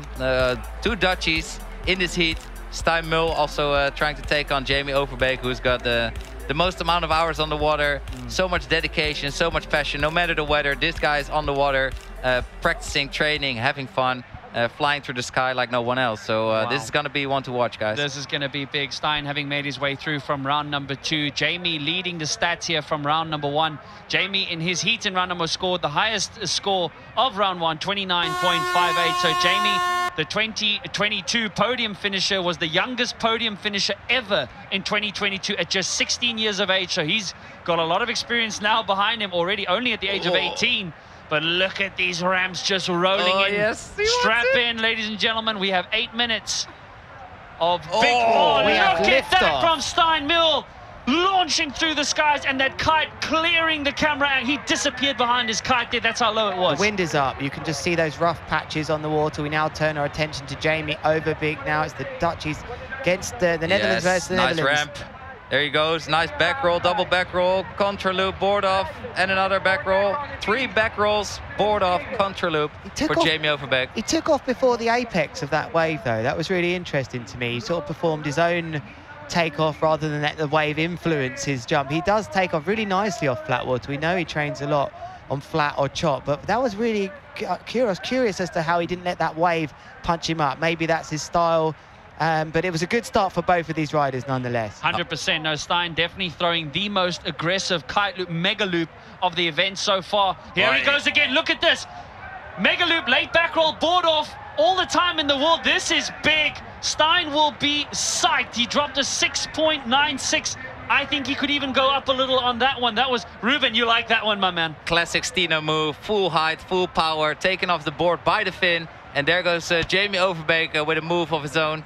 Wowing the spectators, wowing the judges, and we're gonna get a replay of Jamie's move right there. Oh, look at that, a 7.48 dropping there for Stijn. That is unbelievable from him. Quick replay here. Look at Jamie go. Oh, his foot slipped out on the double back roll takeoff. One foot in the contra loop. Where's Nick Jacobsen? Nick Jacobsen's signature move. Back. How skilled was that? You try and work out how to do that. If those of you kiteboarders, foot out, spinning round, still dealt with it. And the kiters would love to perform and train in conditions like this often, but unfortunately, Mother Nature doesn't always bless us with such a sick waves and such a great wind. So here goes Stijn Mul. All the momentum on this guy's side as he fully extends his legs on that board off with the contra loop. Stijn in firm control here at the moment. Oh, man, Jamie, are we going to see last year's semi-finalists head home? Look at this. Oh, yeah, he's taking off on that wave, connecting well with that steep kicker and going into a front tornado contra loop with, I think, about 5 rotations. Big landing. I'll tell you something. Sorry to interfere here, guys. That was a big move from Jamie because this is getting away from him. Stijn is fed up with getting to the quarters here. He wants to get further and further. He is a guy now that gets to the finals, you know. This is the moment. He's got to beat someone big. He's got to beat one of the big names. And unfortunately for Jamie, he looks totally up for it. Jamie Overbeek needed to land that first move. Just look at the difference in their scores already. Jamie's got to stay calm and composed and use his experience here to get back into this. He can do it because he's got less than 5 minutes. But here we go, Stijn again. waiting to get to the top of his jump as he loops his kite for a mega loop. Oh, and not getting the board back on his feet. Took it off from the fin there, or the rail. There's a key point there. He didn't use his handle. It's a lot more difficult to replace the board onto his feet. That's perhaps why he didn't get the board back on. Two Dutchies going head to head, and here Jamie Overbeek answering, unfortunately not connecting properly with that takeoff there. And he has to stay calm and go back and try another time. Gents, as talented as Jamie is with taking off on shallow kickers, as we saw, he did have the highest heat score from round number 1, but it does look like Stein is capitalizing on the kickers just ever so a little bit better. Look at all the people here gathered on Kite Beach. What's he saying? In Cape Town. Is that a sign? One of our favorite beaches in the world for kite surfing and living it up. Jamie Overbeek goes out left foot forwards, then heading towards the west, towards the sunset, which has hours left. Yeah, but it's soon racing down here in round 3, the quarterfinal, second quarterfinal. Overbeek not preferring that wave. Will this one suit him? It looks good to me. Is it going to stay open? It's going to close on him. Ah! Oh, he had to get rid. Oh, that is what the riders are fearing most, is the lip closing out on you when you're just about to fully speed up that kicker, and you don't want that thick lip. It's like when you're going through a door in a house and someone shuts the door on you and you're running into that door and someone slams it into you. And Stino came steaming into this heat, and look at his live impression score here, which will be his score at the end of the heat. But he is doing some epic board-offs from the fin, getting very leveled with his kite, getting the height. Nice. And taking on one of the most technical riders in the sport, Jamie Overbeek. What is he going to do? This is very interesting, gents. With just over 3 minutes left, Jamie, podium finisher from 2022 and last year's semi-finalist, looks like he has his work cut out for him. We saw the overall impression score. Steinmill looking really good on his overall impression, very aggressive. But again, Jamie also dropping some good scores, like a 7.02. But at the moment, there on the upper left-hand side of your screen, oh, Jamie jumping right foot forward. Well spotted, Ruben. He started to open up his right side now to try and work that impression score. But this one's leaning towards Stein as this stands, which would be an upset. Jamie, second at the Cold Hawaii, the Red Bull Cold Hawaii, winner of the GK Lords of Tram event at the start of the year. Stein has got to the final, but he hasn't quite had that result against the big names. Like I said, I've got a feeling this might be it, unless Jamie can answer back with something big. We know that he can. We know that he can, as we see, one of the other riders warming up there in the background.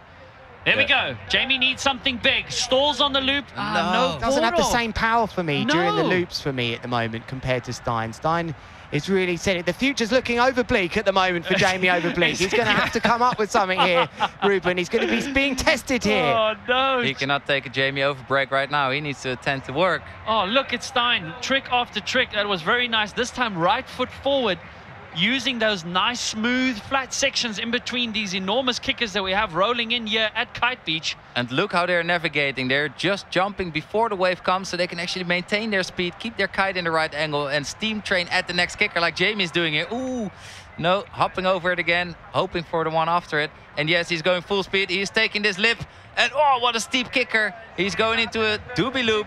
Tic-tac board-off loop. Big move that. It's going to be one of his height. And he needed that because at the moment, Stein has got 2 sevens, and he's only got 1 in the sevens at the moment. I think that's going to be quite far up there, but wow. It is. He needs an 8.31 to move into first place as far as the top 3 tricks is concerned. The overall impression will make a huge difference as we have just over a minute left. Crowds are building here on this beautiful Sunday afternoon here in the mother city of Cape Town, one of the most popular tourist destinations in the world, and hosting the biggest and most extreme kiteboarding event. Jamie not winning on his takeoffs. He looked for that whitewater break there. He is. You're right. He isn't connecting quite the same. What was Stino asking for there, though? He was asking for something. He was amping up the crowd, and I think you can see the real difference here, where Jamie trains a lot on flat water in the Netherlands, and Stino, he knows how to handle the rough North Sea. And yeah, you can really see that in how he performs taking off on these kickers and reading the sea. Reading the ocean here. Nice doobie loop board off. He knows it's one of his biggest scoring tricks. Has he laid that down? No, he has ridden away from that. SpaceX going to be over the moon and beyond with a landing like that. Unbelievable move from Stino Mull. Hopefully he will not have to mull over this one by going out in the quarterfinals. He's got one hand on the semi-finals with 10 seconds left. What can Jamie Overbeek? Can he do anything about this? Ruben, he's going to take off here. There we go. This is his last trick. Double back rotation. Mega loop.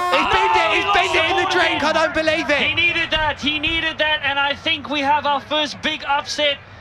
Oh, it looks like Steinmüller will see his way through to his first ever semi-finals. And oh, gents, what a heat. Being up against Jamie Overbeek, you don't wish that on anyone. He is like one of the best riders in the sport. And then Stino Müller just came in like a wrecking ball. Straight in there, and Jamie Overbeek my heart. Oh, look at that trick, though. That was an epic trick with about 5 forward rotation. But look at this, Stino taking the board off from the fin whilst doing 2 inverted front rotations and landing that clean. He was in the zone, and he's taking this heat by the looks of it. Forced Jamie to have to start going right foot forwards here. Maybe Jamie forced Jamie to have to go right foot forwards. Here is one of his big contra loop maneuvers out to sea, though. I love that shot. That was an epic move, but let's see what the overall impression score is going to do. First, yeah, Stino taking it here with... Smashed it, wasn't even close. 8.26 impression score. That is the highest impression score we've seen so far. And look at these tricks. Unbelievable. We can really see that the wind is building, Lewis. The tricks, the scores, they're getting bigger and bigger. You came to the right place for the most epic kiteboarding action today on the planet. So here we have it, building up for the next heat. Wow, that was a big one. I hope you did all get to watch. If you have just joined us, where have you been? We are now in round 3, heat number 15. Lorenzo Casati, former winner of the Red Bull King of the Air, the current champion, up against Charles Brodel, the only foil rider. I wonder if his advantage lost slightly now as the wind has just started picking up. Is it an advantage? It's open for debate, certainly in the lighter wind room, but he's got a challenge here. Will this be the end of the road for Charles Brodel? Will there be another upset?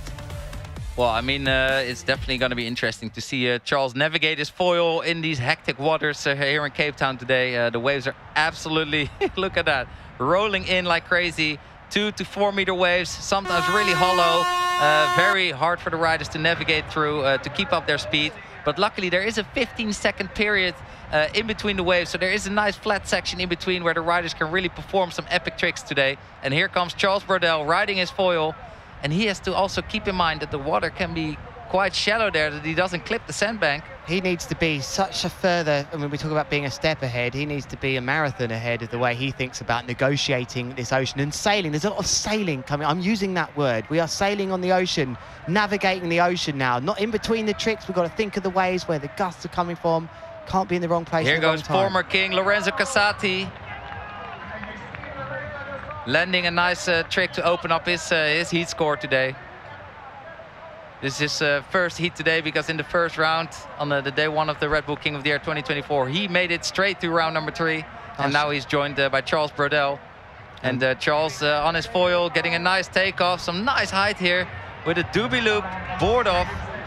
Nice and extended out of his board there. I think he really showed to the judges with his board off. That's taking the board off, that he was in control. The feet come out, and here he goes again, right foot forwards. He's having a good start. I think he's got enough wind now to start working. He's up for it. He's in the mood here. I think he's got enough wind here to start throwing some doubles in this heat. Oh, another historic first-year hydrofoil board up against. What the judges are looking for, however, though, is kite angle, which is hard to get on the foil. He's getting extreme height. But the judges also would like to see some leveled kite angles.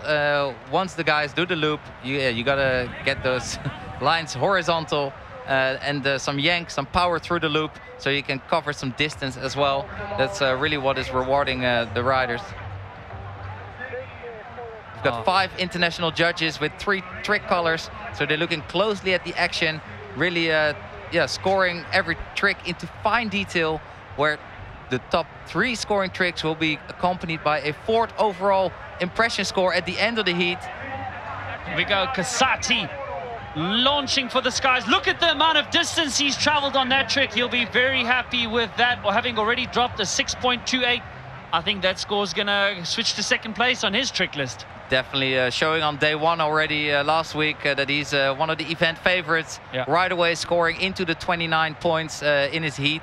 And I think he's going to show us some magic today as well, Lorenzo Casati. Yeah, also had the most tricks performed in round number 1, so he gets busy. He knows how to rack up the score. The more tricks these guys are doing, it does add to the overall impression score, unless the guys are doing the same trick over and over and over. But you can still get 3 very big scores with the same trick. So interesting, the scoring tactic here, giving you an overall possible score of 40. We have yet to get there, but look at those kickers rolling in. That's what he wants, a steep kicker. staying open for him, Look at taking this. off into a This double is back big. roll, board off, tic-tac. Oh, And yes, this Lorenzo Casati at his finest.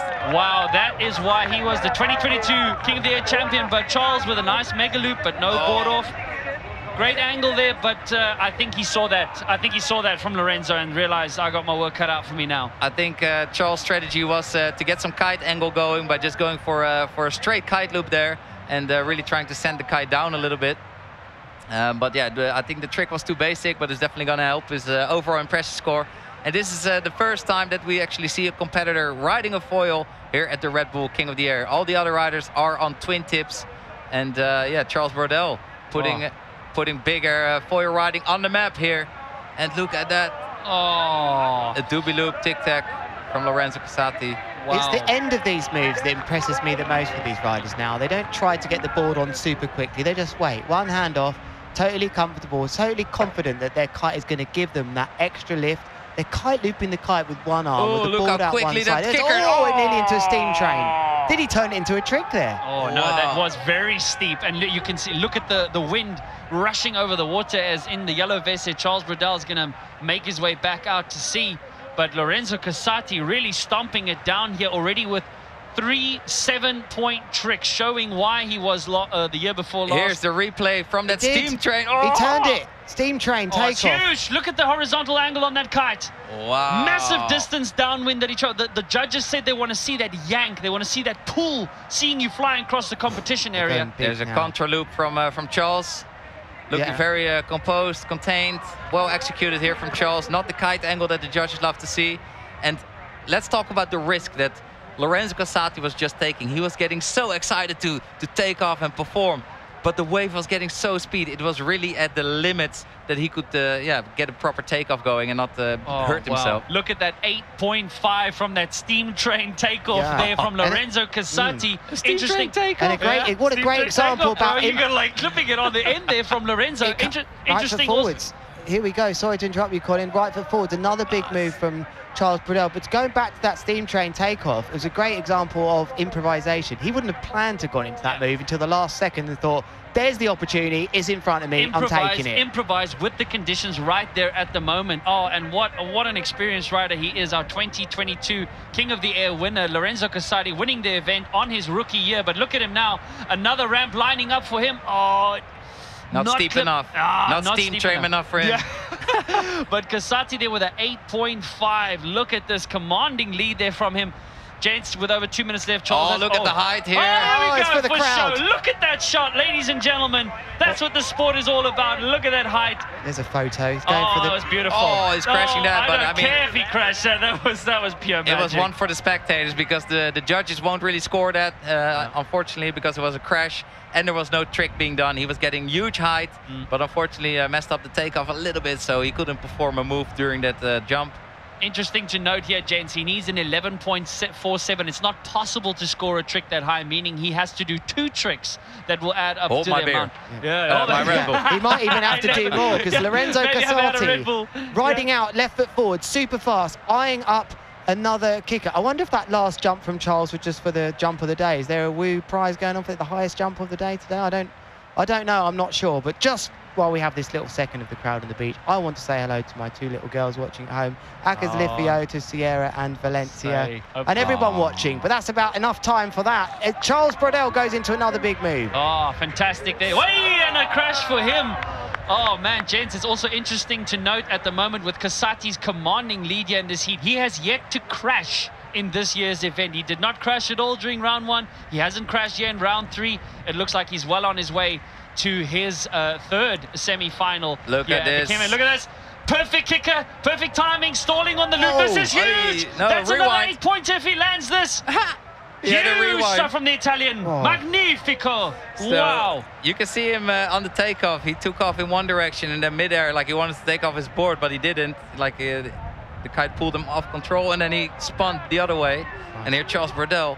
The wind is up, isn't it? It's so clear to us watching this, and hopefully for you at home, that they've got more time in the air. They're performing more extreme moves here now. Great landing from Charles. You like that, Ruben? Yeah, he's just like balancing on his foil board there. It just looks really cool, and I'm just curious to see, if other riders will also be training this discipline in order to favor a bit lighter winds and getting more height. Oh my word, Casati just pulling it out on the buzzer there.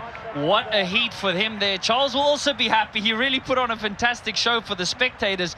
But Lorenzo Casati dropping an 8.5. Interesting to note, last year's round 3, we had an 8.43. It was very steep, and you can see, look at the wind rushing over the water as he was in control. Here he goes again, but forwards. He's having a good start. Right, so we are seeing the highlights here from that incredible heat from Lorenzo. Oh, he's just kicking his legs to the side there. I think it would take a miracle for Charles to have outdone him there, unfortunately. As you well corrected me, Colin, the 2022 champion, Lorenzo, isn't the current champion, of course, that is Andrea. But here are our results then. Lorenzo Casati. Oh, with an 32. 8 point. Oof, sorry, Lewis, go for it. No, you go ahead, Colin. No, go for it, Lorenzo Lewis. Casati taking the win and going into the semi-final. I feel like I've said that loads of times in my life already. 32.44, 26.38 from Charles Bradell. But we have to acknowledge what a performance that was at the first King of the Air with a hydrofoil. Congratulations, Charles. For me, you certainly got my attention, and I'm not the only one. No, 100%, Lewis. Couldn't agree more. Interesting, last year we had a 31.64 highest heat score. Lorenzo already outdoing the highest score from round number 3. But no time to waste as we head into heat number 16. The Netherlands up against New Zealand. Ruben, what have we got here, bro? Timo Boersma, of course, one of the young guns, riding for Nash, taking on Mark Jacobs on his Noordkite. And yeah, either one of these boys going home is going to be an upset because it's elimination round. There's only one spot left for these guys in the semi-finals, and they're both hungry. We saw Timo Boersma going in day 1 of the Red Bull King of the Air last week. Fully powered, nicely angled, taking out Charles Brodel. Which some found debatable, but the judges have got their eyes set on height and extremity and really a lot of power through the tricks. And that's what Timo was showing. And now he's taking on former king Mark Jacobs from New Zealand here, opening up his score with a double back roll board off kite loop. Or a single. Yeah, I think that was more of a delayed back roll one there, but the experience laying obviously with Mark Jacobs here. And it's going to be a tough one for Timo, but this is a nice view here of that back roll mega loop board off then. That was a nice, was that Timo? Yeah, they both copied the same Timo. tricks. They both did the same tricks, so I think they'll be very similar scored for those two I tricks. think Timo had a little bit more height, a little bit more angle on that kite. I'm sure you did as a Dutchman. Yeah, man. If it ain't Dutch, it's Lewis from Hamilton. New Zealand. There he goes again. Keep pushing, boys. Here goes Timo in that doobie loop board off. Look at that control. Look at the height. Nice. Yeah, and the time they're now getting to land. We didn't have that at the start. When it's not windy, you're landing instantly. But you can have the most perfect trick execution, and then still you can land on a wave, on a chop. It can still all be messed up. And that's what I was so wanted to say earlier with Lorenzo Casati, that he was taking the risk quite in the middle of that heat to go for that high risk takeoff. Like if that wave collapses on you, it can ruin your whole heat. Like it can break your leg. It can really make you cry. It can do. It can overbreak your heart. And here goes Mark Jacobs then with the contra loop. Lovely. Look at the time he's got in the air here. Look at the flat section. Look how inviting does that look to land in there, as we thought. Look at the distance. There's almost 100 meters between Did he land it? those waves. Yeah, of course he did. Oh, what he a always lands, nice he? move there by Mark Jacobs. Can he get to another semi-final, his 9th King of the Air? This is a pretty strong performance. But this man stands in his way. Timo Boersma. He has been currently leading and taken off of this kicker, going into a massive kite loop board off from the fin. I love that control. That is... Oh, he got bombed out, just as you were saying, Ruben. It all looked good there, and he just got bombed out by the wind. That looked like it wasn't 100% his fault. Big dropout, I would like to call that. No one wants big Davy dropout. Drop out. Ah. That's what you shout when you're coming out the sky. You announce it to everyone, drop out. Oh, man. What action we have here already with some big upsets. Round number 3, heat 16, gents. We are racing through this again. Another warm and windy welcome to all of you from around the world joining us at day 2 of the 2024 Red Bull King of the Air. I'm Colin Hickred. With me in the booth, Ruben Lenton and Lewis Crathen here commentating and bringing you the world's biggest and best, as we see Mark Jacobs not really getting anything there on the inside, but keeping the scoreboard ticking. But you viewers at home from around the world, warm and windy welcome. Hope you are seated in and strapping in for what has been amazing big air kite surfing, and still even more amazing to come. Please keep spreading it at #RedBullKingOfTheAir. Ruben, upsets. Jamie already on his way home. Upsets. I mean, also some dropouts, some upsets is Baby Shark from Brazil. We won't see him competing in this event. Unfortunate injury for him, as well as Jeremy Berlando. And we got, of course, Mark Jacobs trying to make his way to the semifinals here, taking on Timo Boersema from the Netherlands. And before this, we saw Jamie Overbeek getting taken out by Stein Mull, who was very psyched and coming out with some bangers in the heat. No, Stein really throwing down of the more aggressive kite loop angles in this event so far. I think, actually, in my opinion, laying down a bit of a benchmark as far as kite loop angles concerned, but a demanding heat before also from Kasati. But here we go in front of your screen with our new boat camera angle. That camera is in the water, giving you a great shot from the sea back towards the land. Look at the crowds building up there on the beach. Great to have all of them joining you. If you can get down here, get down here. As you see, Mark Jacobs, double front rotation, board off.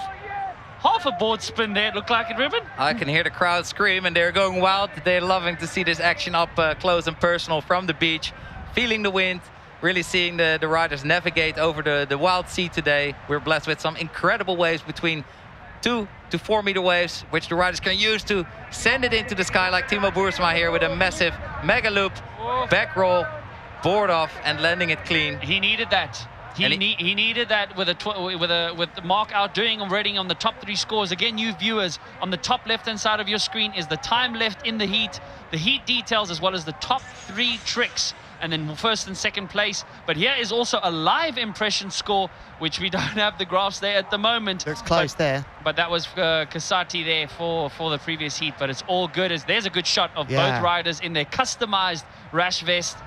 Timo probably doesn't want to send one there. Probably. No, turning around then. 3 minutes left. They're just looking deep into the live scores, which you can do at home as well, redbull.com, to search for King of the Air as well. Mark is really taken into the cleaners as far as trick count compared to Timo. Timo's had 3 big moves, but Mark has worked his way through 7, which will help him with his impression. Why are we missing a score for Timo then? I think that it's still coming through the system in a little bit for you. Give us some time, it'll come. But in the meantime, Timo wanting that, but not going to take it. Also interesting to note that Mark Jacobs has yet to crash in this event. He had a flawless heat. Don't jinx it. No, I don't jinx it. As far as crashes are concerned, so a lot of consistency and experience with what is currently the oldest rider in the Opens division, Mark Jacobs. He's certainly not wearing his crash vest. But there beautiful drone shot. There is Double G. He'll flick. His heat will be his heat is after this one. The next heat will be Lucas Rudy against Kohan van Dijk. Here we go. Great shot there from Timo. Heading out towards iconic Robben Island, throwing down the hammer. Oh, a lot of bump. Look at the bump all of a sudden, but the kicker lining up. Look at it. Perfect timing. Oh, yeah. Stalls on the loop. Mega loop. Boogie loop there. Didn't get the board off, but nice kite loop angle. That was commitment. It looked like a very awesome move, but I'm sure he felt gutted because he was going for that board off and he unfortunately couldn't take it. But Mark Jacobs can do it here with a triple forward, board off, contra loop, and stoked on that one. He got some nice height. I think this is going to do his overall impression score well, and maybe even kick out one of his highest top 3 scoring tricks. He's so in touch with his scoring, Mark Jacobs. When I look here, his highest scoring moves, 2 of them are exactly from that family. They involve him doing front rolls with board offs and contra loops. I can see that on his scores there. So he just knows contra loop, front roll, board off, tornado 6.56, contra loop, front roll, board off 6.02. He already knew before this heat they were going to be his highest scorers, so he's just throwing a 3rd in. So a lot of competition experience coming in there for him, and knowing exactly what is required of him. 100%. He knows what's the highest scoring, his highest scoring moves. He's going to get 3 of them on there, but he's also working the impression score. It's a brilliant orchestration of a heat for me. But look at this switch here with Timo Boersema now finding himself in 1st place. No. Mark Jacobs, this is big. He needs this with less than 30 seconds. Oh, what a landing. Oh, scraping it, and it's not often you see him doing a fist pump. He liked it. I love it how you can just hear the crowd on the beach go wild and actually absolutely encouraging these athletes and bringing the energy. And thank you so much back home as well for joining us live here to support these athletes and bringing the action. We've got about an hour, maybe a little more left of daylight, and we got some mouth-watering action in store for you. With even a women's division final coming up, and here Timo Boersma crashing it on the buzzer. I mean, there's no way even Jesus could ride out of that one. That was going down there, unfortunately. He was forced to do that, and I wonder if Mark Jacobs has stolen this one with that incredible move. Look at that. Here is well, that wasn't the move, I don't think, that could have stolen it, but we're seeing the highlights now of this heat. These riders really pushed it. Here, doobie loop, board off, getting very inverted during that loop. Timo Boersma in the forward rotation, taking his board off here. Mark Jacobs on the inside, not getting that much height, but still rotating 3 times whilst flipping his board and looping his kite. Wow, there we go. Amazing round 3 action. Wow, we are racing through these heats here. And there's the results. Wow, there we go. Mark Jacobs making his way through to the semi-finals. This is his 3rd semi-final here at the King of the Air. The last 2 years he's been struggling to get past round number 3, but now he has found his way through to a 3rd semi-final. He'll be very happy with that, with a 7.54 overall impression score. Not the highest that we've seen here in round 3, but Mark Jacobs will be super stoked about that, gents. What a display of kiting from him. I mean, previous king, he came from New Zealand, and not for nothing, to show us some phenomenal riding once again. And here in round number 3, heat number 17 already, blasting through, as you say, Colin, between Luca Cerruti, one of the local favorites as well, besides Jason, who unfortunately is being kicked out of the event already, taking on Koen van Dijk, a Dutch powerhouse, Big C, who's always bringing some massive height, some very technical tricks, and just all-round power tricks. What is the biggest difference between these 2 riders, if you would say, Colin? I mean, Koen definitely the power rider, but Luca also not, having a very good year behind him as well as far as other events are concerned. No podium finishes just yet, but the only South African remaining here in the fleet. So we have lost 2 of our 3 South Africans, but definitely Koen being the more powerful rider as the buzzer goes. Great shot of both riders. Luca upwind of Koen. Koen getting out of the way as Luca goes into a contra loop front roll board off. He just wanted it more there, didn't he? He did. He was racing for that kicker. Koen turned around to get out of his way. And I think this is a very interesting heat, given both of these guys have been going through a severe injury over the past year and fought their mental and physical way back to big air kiteboarding, and now displaying some phenomenal riding here. Koen van Dijk in the Red Bull King of the Air. Koen will be very happy to be out of round 2 and made it to round 3. Last year he was knocked out of round 2 by Andrea Principi, who will be coming up in the next heat. But there we have, great shot there. Perfect kicker takeoff, very vertical, and going for that contra loop with a triple back roll board off. Luca Cerruti landing it in front of his hometown crowd. Very technical move, that one. He's really got the height working. Like we keep saying, he's been training really hard with this rider. Rouen, I believe he is. He's this guy that trains them super well, so big shout out to him. Koen van Dijk taking off here with a nice mega loop, back roll, board off, and added rotation, landing it clean. Oh, look at these kickers just rolling in here as the wind is filling in more and more and more as we are in the second last heat of round number 3. Great. Sorry guys, I'm going to go head out the boot. I'm going to go for a session myself. These conditions look too good. Kick him out as Luca Cerruti, double front roll rotation, board off, mega loop, tail grab on the way down. Oh, the South African knows the pressure. He knows what Koen is capable of. However, he has taken Koen out before in the heats in the past, so he's no stranger to competing against him.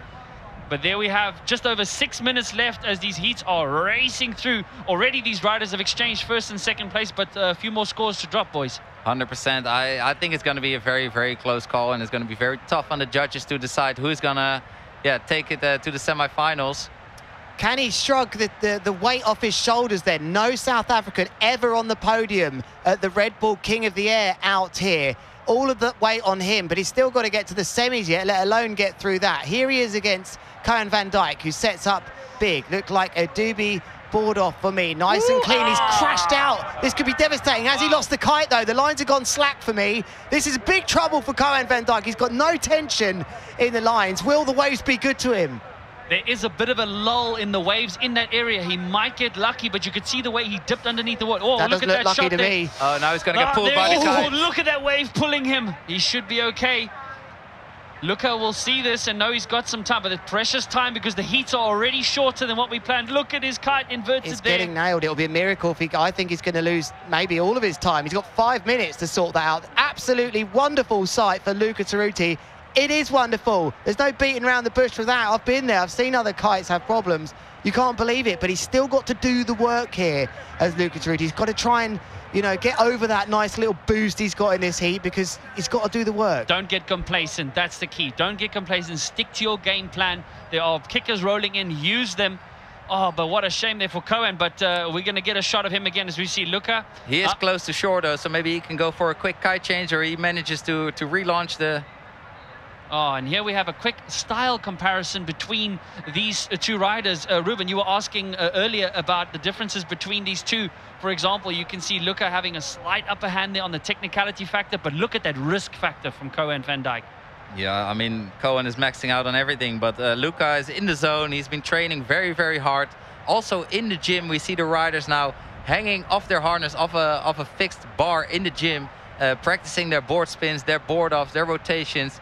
And they're just, so focused on riding, on executing their tricks, on coming up with new tricks, on going bigger, on, training their muscles, their mind, and everything just has to be in place. Luca's got to really just get some tricks going here now. It's so easy in this position to sort of feel comfortable and feel like things are all right. He hasn't tricked left foot forwards here as well. Maybe right foot, he decides it's not looking so good. He might have that sensation that things are okay, they're in the bag.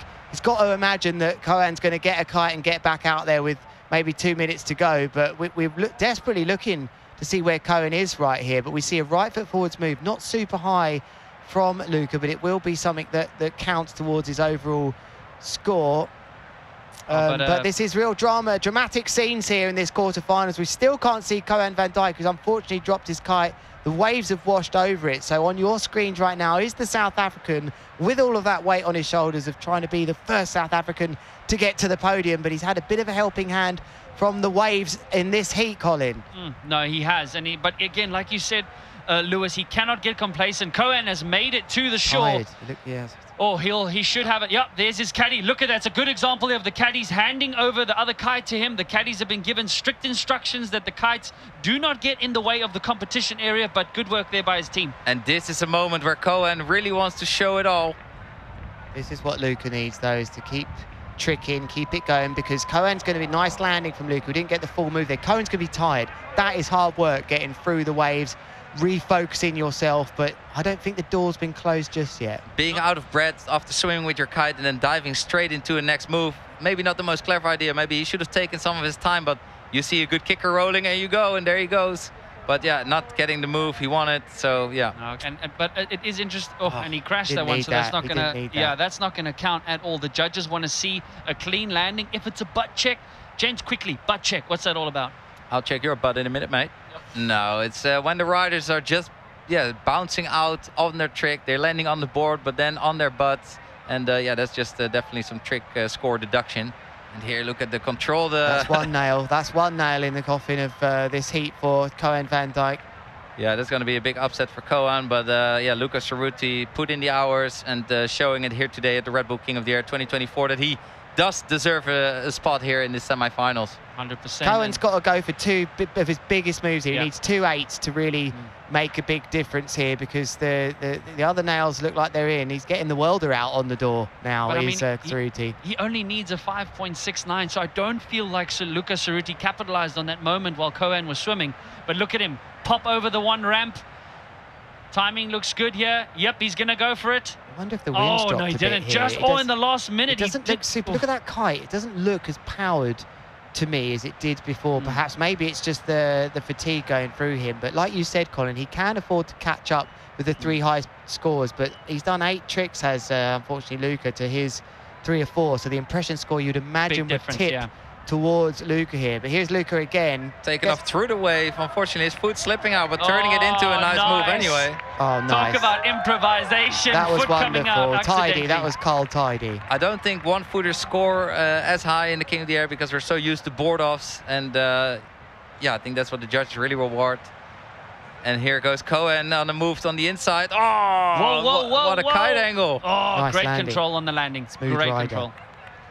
What a move there from Cohen, but I think, yeah, boogie loop board off and an added rotation there from Cohen, trying to work his way up to the scores. It's a painful one here, this, for Cohen. I can see it's painful for you, Ruben, because you know his abilities come back from injury, and it's just one of those things that happens sometimes to the riders where, you know, you crash, but Lucas still had to do the work here, and I think that, for me, is going to go the way of Luca. Here, one rotation forward, 2, 3. Wow, so we've And just a board off. We've just been informed, sorry Ruben, we've just been informed that the heat is very tight. It was tight indeed. But Ruben, what do you take us through these highlights, bro? Yes, we saw Luca Cerruti in a very well contained and very well executed heat. Here with a triple forward contra loop board off, claiming that one. It felt great. Here goes Cohen with a nice double forward board off. And we're getting very angled with his kite there. Here a move to the right side, to the inside from Luca. Not too high, but definitely this one much higher. Ruben, sorry to interrupt you here, but the overall the actual score between the three moves, very close, 0.3 separating them. So it's going to go down to the live impression score. But as I've already mentioned, I think it just has to be in favour of Luca with that more complete heat. But let's see what the judges think about that as they take their time. There is Geel Vlug, who's... I didn't say that name very well. Can you do it properly, Ruben? Geel Vlug, my brother from the Netherlands, ready to take on the current Red Bull King of the Air, who won the event last year, Andrea Principi from Italy. One of the event's favorite, one of the best big air riders in the world. Definitely check out his Instagram as well for some mind-boggling content. And he's coming up with world first every other day. And here we have it, the overall impression score in Luca's favor. Luca Cerruti, congratulations. Congratulations, Colin. Thank you. I will ride this train, that's for sure. Luca Cerruti into his first ever King of the Air semi-finals. A bit of an upset, taking out Cohen van Dijk. What a performance there from Luca. He'll be super stoked. South Africa is still in this. Again, you South Africans watching from all over the country, wherever you may be at the moment, thank you for joining us. But straight into the last heat of round number 3. The current king up against Double G, as you said, Ruben. Will he send the trap? Here we go. What do you mean by the trap? What are you talking about? With Andrea Principi. He is the magician on the water. He's won lots of titles in the past years, including the Red Bull King of the Air 2023. And now he's here to defend his title and take home the crown once again. He has got what it takes, and now he has got to defeat Geel Vlucht in this heat, the last heat of round number 3 of the men's open division here at the Red Bull King of the Air. Oh, look at this massive wave, that wave that was just building up there in front. He did use it, probably the biggest kicker that we've seen hit all day.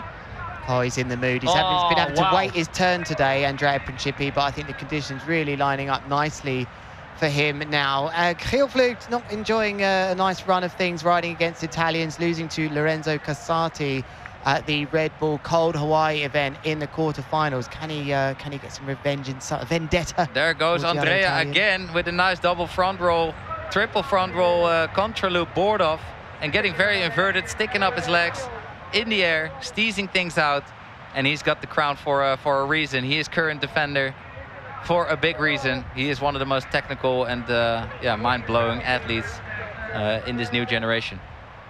This is true. Unbelievable. There we go. Great drone shot there. Shout out to our drone pilots. But there is the current king.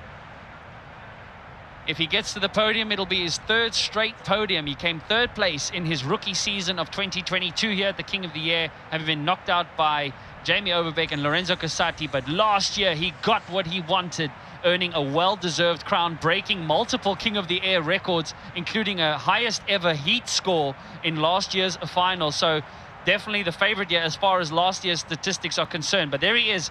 He finds a kicker. Good timing this time. Delays on the contra loop. Triple back rotation. Nice tail grab. You like that, Ruben? Huh? He steezed it out. The kite angle not so ideal on these contra loops. That is one of the things that the judges are not putting in favor of Andrea, but he's just so technical and he goes those extra meters high. And if he really manages to get that kite angle proper during his heats, then he's definitely a very hard rider to beat. And Geel Vlucht, known for his really powered riding, his massive height, it's a great matchup, guys. These riders are going head-to-head, trying to claim that last spot in the semi-finals. 6:52 local time here in Cape Town, and I think that might be a reason why the wind just coming down a little bit sometimes. That lull, we do get now, that lull. As we see a doobie board off from Michiel Vloed into that half rotation. That's 2.5 for me there. So what are you talking about, half rotation? Then it would land on his back, bro. No, it's a 180. That wasn't a 360 degrees final rotation. It was 2.5. What are you talking about? Whatever, mate. We're going to have a conversation about this afterwards, Ruben. 2.5 rotations, you can land it. Andrea Principi, right foot forward, board flip. Oh, nice with a mega loop. He didn't have the board on, you could see. It wasn't on cleanly. Yeah, he didn't really time that ending of the trick well with putting on his board, or he didn't put it on, and then he still had some height and unfortunately crashed there for Andrea Principi. We're not used to seeing Andrea crash. Ruben, have you ever done a 180 off a wave and landed toe side? I have done many 180s. Good, excellent. End of argument. Back to the action here, Andrea Principi. I love you, Lewis. I love you too. Back to the action on the water then. Wind just coming down a little bit, but this man takes a good takeoff into, well, his legs was above him there in what looked like a doobie contra. And he's stoked, he pumps the fist at the crowd. He's in the mood, Ruben. Magnifico there from the current king. One of the Andrea Principi, the prince, but Giel Vlucht's looking to respond with a nice, look at that vertical kite loop angle there. Oh, no board off this time, but you like the kite loop angle now. Very aggressive, risky. A lot of risk in that, but just needs the board off. Nah, that was not what Giel was going for. And here, Andrea Principi also sticking moves to the right side. Yes, this time landing it clean. That's what the judges like to see. To get that overall impression score proper, you need to be jumping to the left and to the right. And that's what Andrea Principi is showing here. And Giel Vlucht just hunting down the next kicker. Is he going to get a steep one, or is he going to get a steam train? Who knows? Or is he going to get both? Because right now, interesting for me looking at their scores as Giel Vlucht looking to, he won't make this one. Giel's got the highest trick score out of both of them. They're favouring his moves, even though Andrea looks to what we've seen on our screens to have had more moves, more landings, a bit more variation. Giel, whoa, it's above the horizon. This is huge. He needs this badly.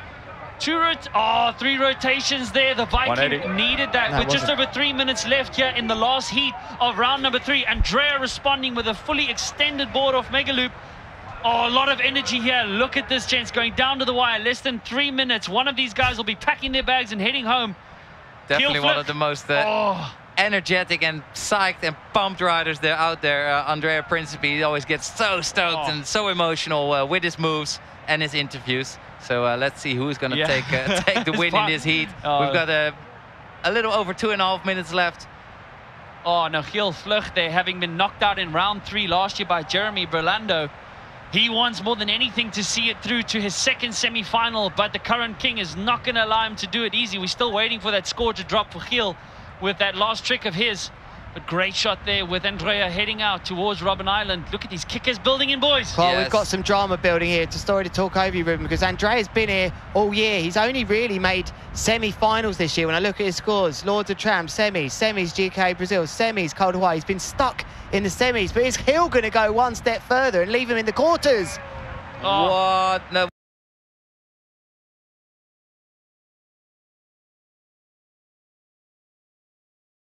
Board. Did he go to trap it out? He's losing it. He fell into his own trap. Oh no.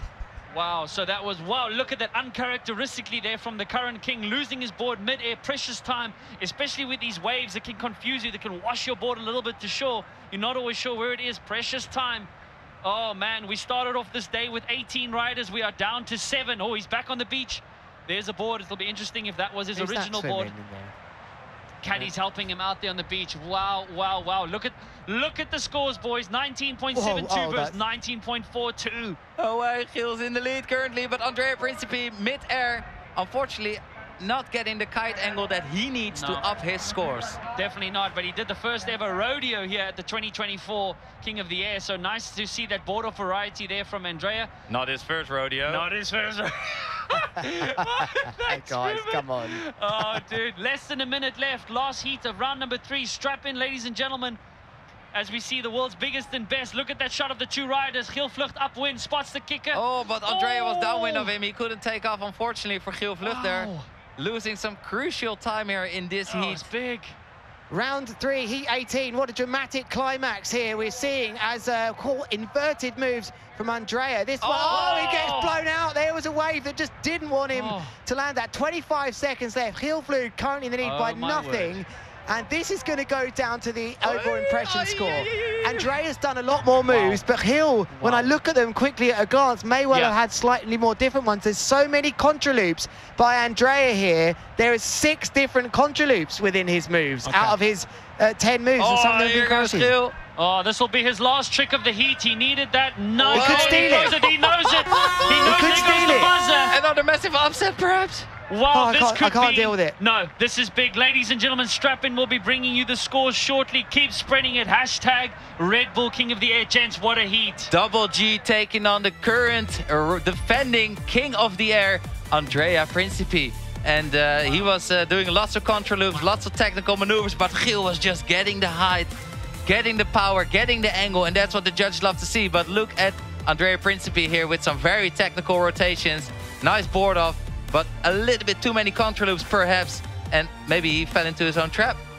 I would not want to call this impression score here. Boy, there's going to be a debate about this. It's so hard to split these riders. When I go through their scores, there's not very often many times, guys, where I look at this and think that's almost a dead draw. The kite angle I love from Gil Vlug. He really gets the kite angle down, but Andrea Principi worked the right a little bit more for me, but I don't even want to try and guess with this one. This is a tough one. I'm getting goosebumps just thinking about like dealing with this, like the emotions that Andrea and Gil both have to go through.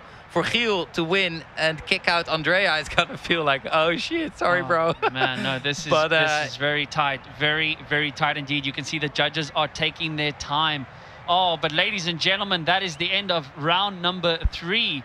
The 2024 Red Bull King of the Air. There you can see the clock tower. That's a great shot. The riders are able to see that.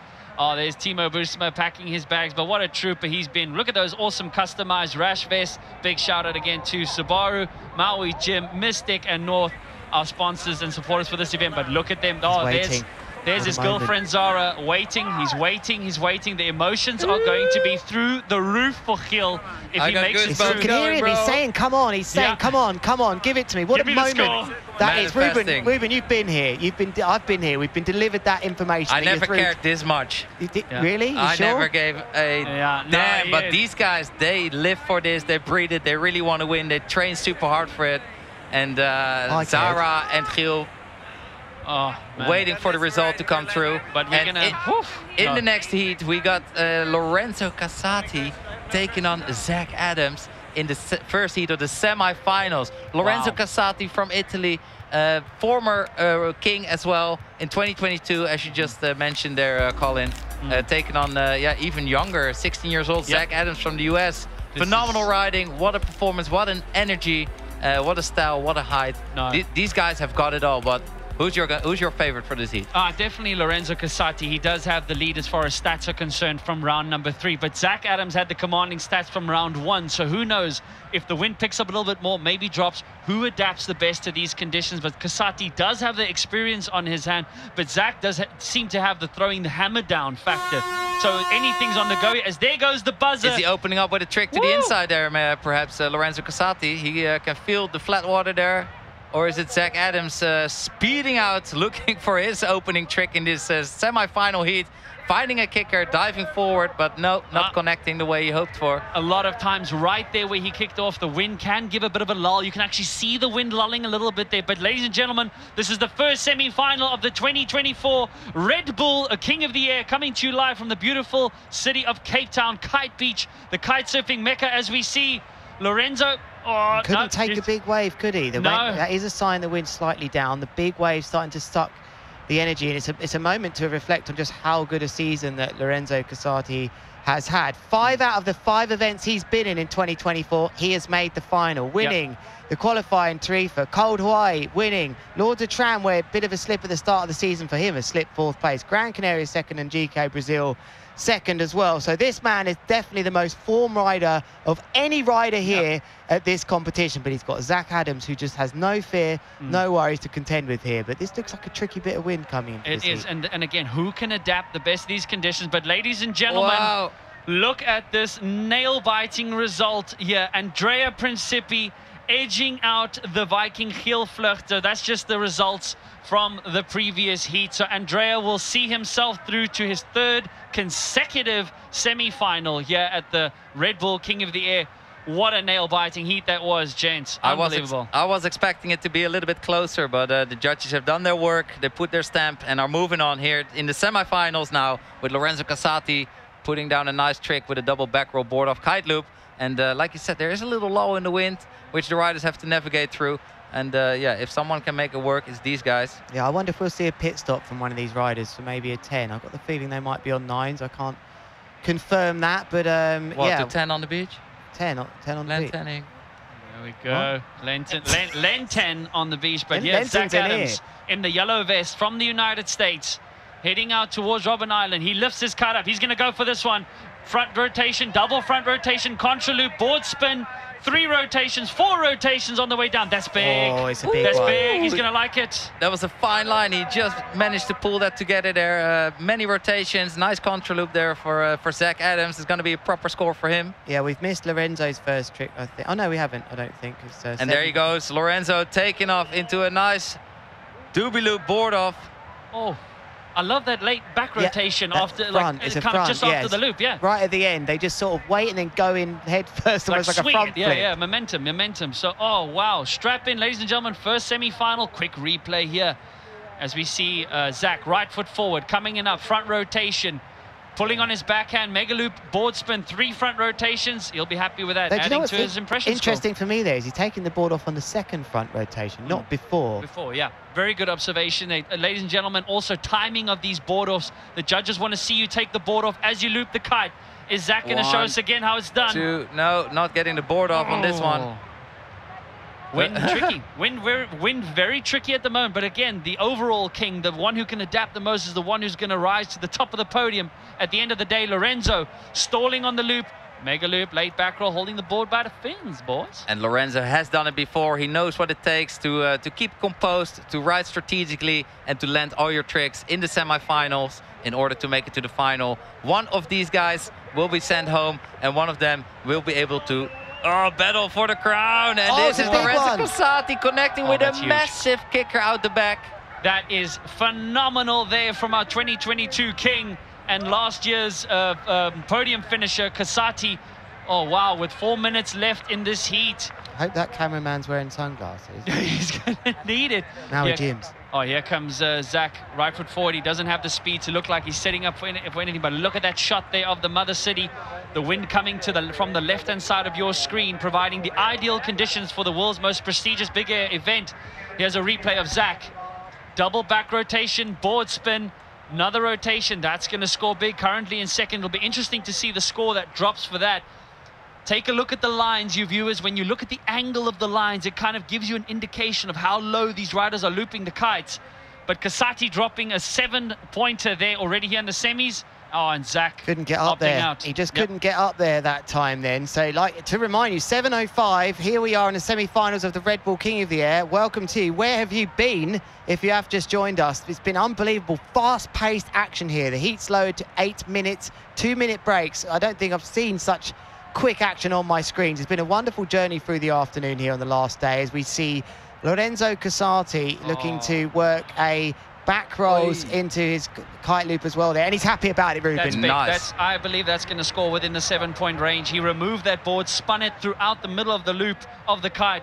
Zach Adams looking to respond. What? Oh, I like it. Look at how inverted he went on that back roll, and then he flipped the board. And yeah, this is going to be a nice scoring move for Zach, if not for his impression score, because that was impressive. Yeah, he stayed so calm there. He got locked backwards. It's not a position you find yourself in much, but it can happen. And he just, once you get a bit of pull in that kite, you always gain a 180, another spin, you know. Always think about those of you kiteboarders trying to fight against the rotation. If you just move the kite, it will give you that little extra pull. He waited so calmly there. He was backwards on. Wonderful riding from the young United States rider. And the sun is setting here in Cape Town. The wind is still blowing. The waves are still rolling in. And thank you so much for bringing your energy to ramp these riders to the next level. And we have got some epic action in store for you coming right up. After this heat, we still have Luca Cerruti and Steinmüll and Mark Jacobs and Andrea Principi in order to battle for the final, just like Zach Adams is hungry to make it to the final. landing this massive move. Oh, unfortunately crashing it. He needed another foot there. It's starting to become difficult. Look at the size of that wave, like flying there with the drone. You can just feel how big it is, how much the elements are moving. The wind is invisible for most of it. The riders can sometimes feel it or see it coming underwater. And unfortunately, that's a good example there of Kasati. Too much speed as he went up that ramp, and he just lost all tension in his kite lines, not allowing him to perform any maneuver. So he just had a recovery jump there, would put it. But both these riders now heading in right foot forward, back towards the beach. There's a great shot. Kite Beach, a kite surfing mecca of the world. And those of you who have tuned in, you can see exactly why, with less than a minute left in our first semi-final. In a couple of minutes, we will know who is our first finalist for this year's event. But here we go. Kasati turning around a little bit earlier. He didn't come all the way back into the beach. Yeah, turning around. There we go. There's a big kicker heading out. Look at that swell. It's all about timing. Is he gonna get it? Throws the hammer down off the top.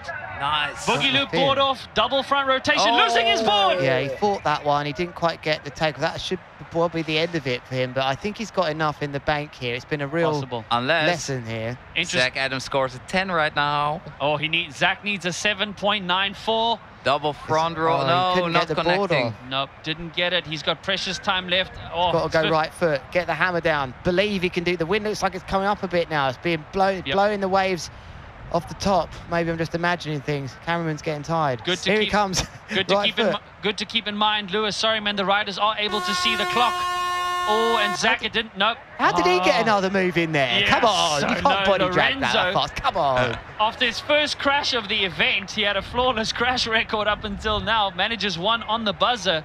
But crowds are building, and here are the highlights. Gents, semi-final number 1, done and dusted. What an epic heat here again from Lorenzo Casati, one of the most fierce competitors on the field.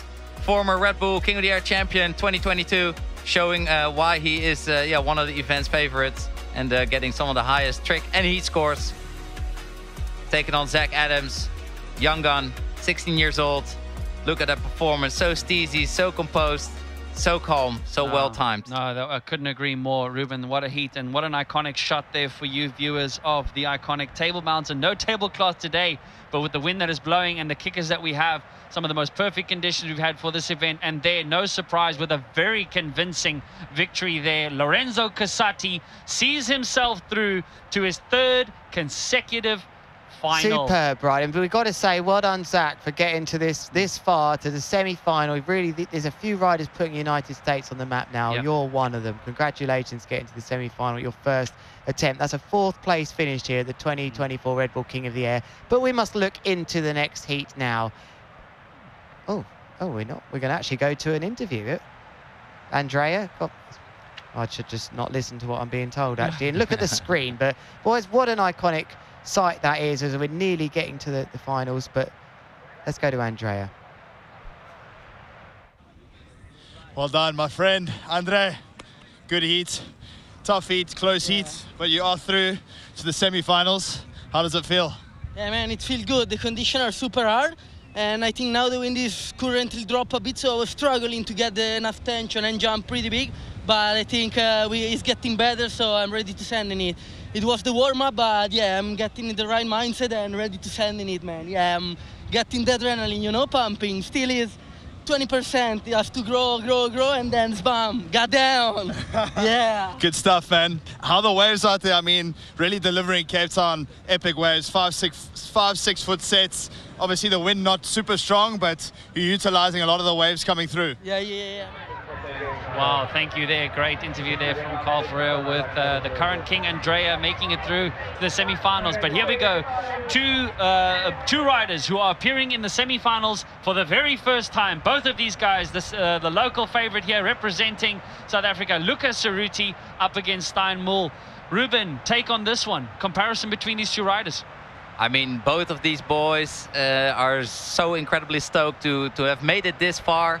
Very well deserved. The guys are in the zone. Lucas Cerruti, very technical, composed, stylish, whereas Stino is just like balls to the wall, throwing it all out. And here is a nice opening move from Lucas Cerruti on his fly server.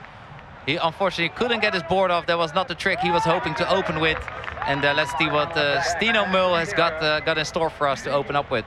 Oh, no, awesome. I think that'll also give Luca just that jump. Even though it's not going to score big, it'll give him a good indication of what the conditions are currently doing. Is the wind picking up? How does it feel in comparison to his previous heat?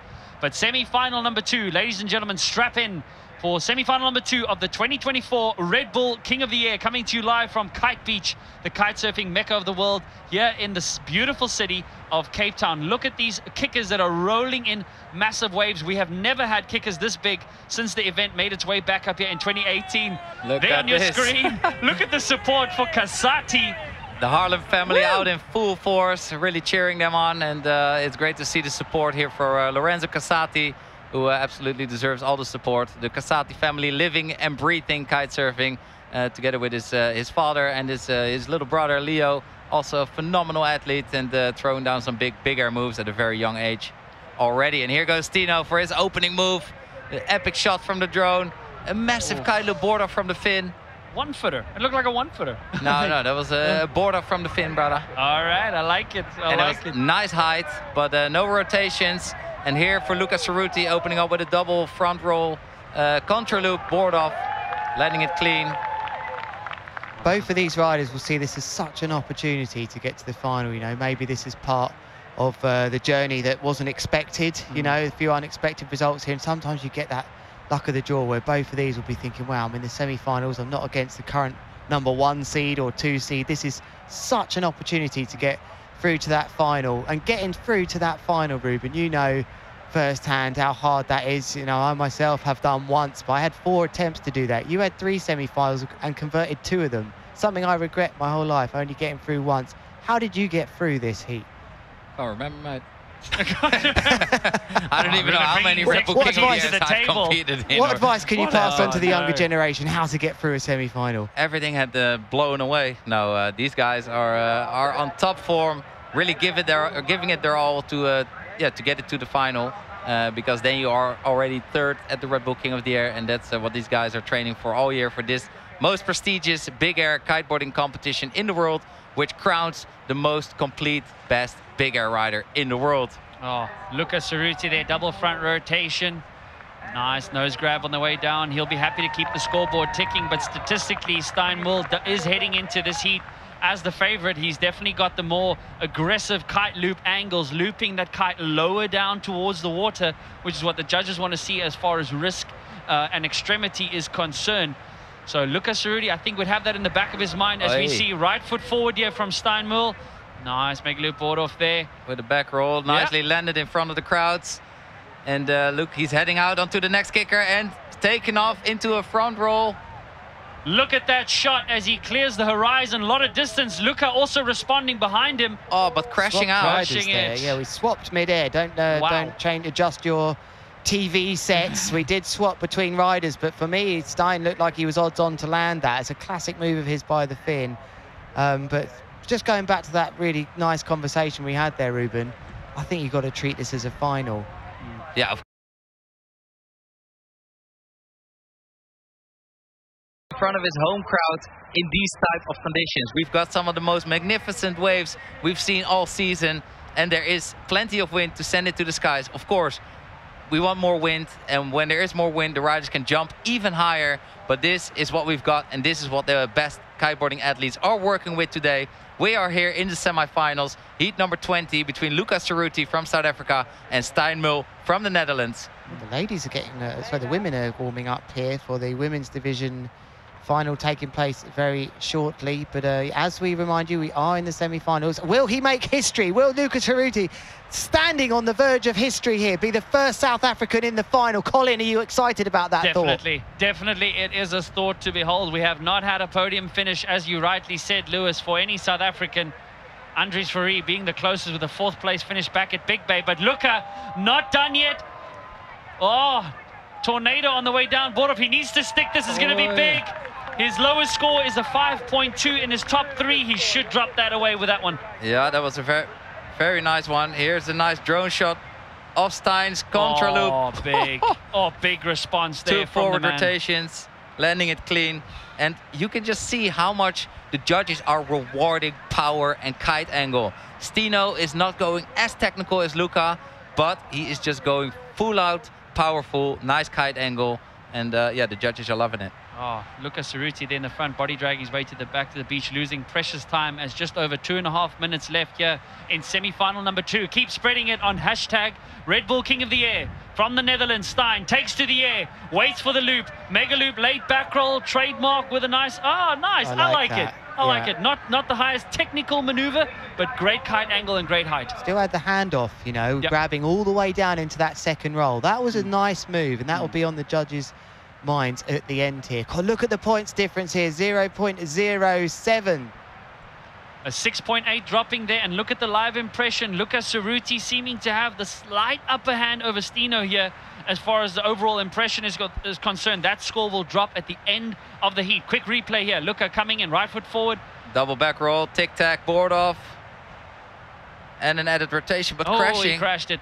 He crashed it. He will not score anything for that, but nail biting here. Already we will have one of these guys will have a first ever final for them. Wow, breathtaking stuff. Look at these kickers rolling in mountains of waves as we see Stein there making his way back up into the competition area. These guys can't just perform the trick anyway. They have to be within the Red Bull beacons, otherwise the judges will not count the jump. You are allowed to land outside that beacon, but you have to launch within those beacons. So that is unbelievable stuff there.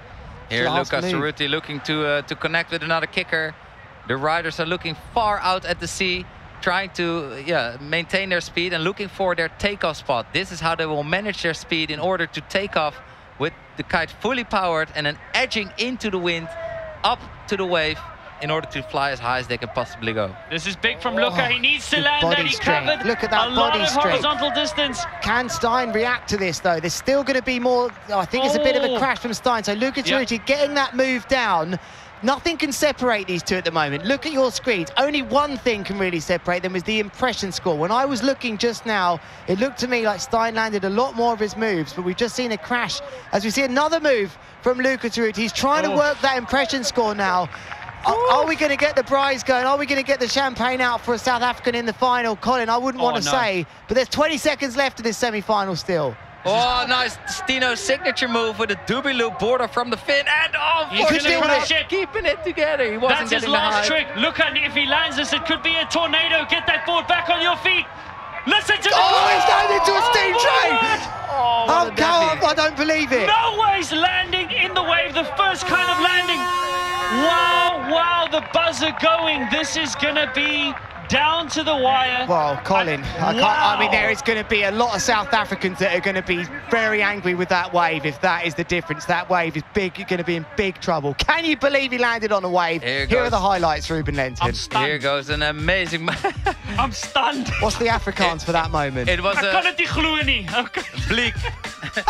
It's very bleak on that landing there. A perfectly executed move there on the final buzzer for Lucas Cerruti, but landing into that wave. And here he already had one of those tornado contra loops on the scoreboard. But I think it comes down to the overall impression score. Well, and a drum roll, please, because this is a very I just hope for his sake that he won't be having to relive that wave for the rest I think we of got his some life, results coming through. No, the impression score's not up on my screen shortly. yet, Ruben. But that wave, we all thought he had it. He had it. The whole world thought he landed it. But I don't think the wave had anybody something could else have to landed say. under those circumstances. That just shows you the disadvantage of such a big kicker. But either way, listen, regardless of the result, what a heat these two guys have had. It's going to be fascinating to see as the judges take their time to deliberate on these scores. They do need a bit of time, but wow, for you viewers, that is the end of semi-final number 2. We have a massive heat coming up next as the 2024 Red Bull King of the Air once again in the commentary box. I'm Colin Heckred, with me Ruben Lenton and Lewis Crathen, big air legends. What a moment. And there on the screen in front of you, the two competitors waiting for the results to drop.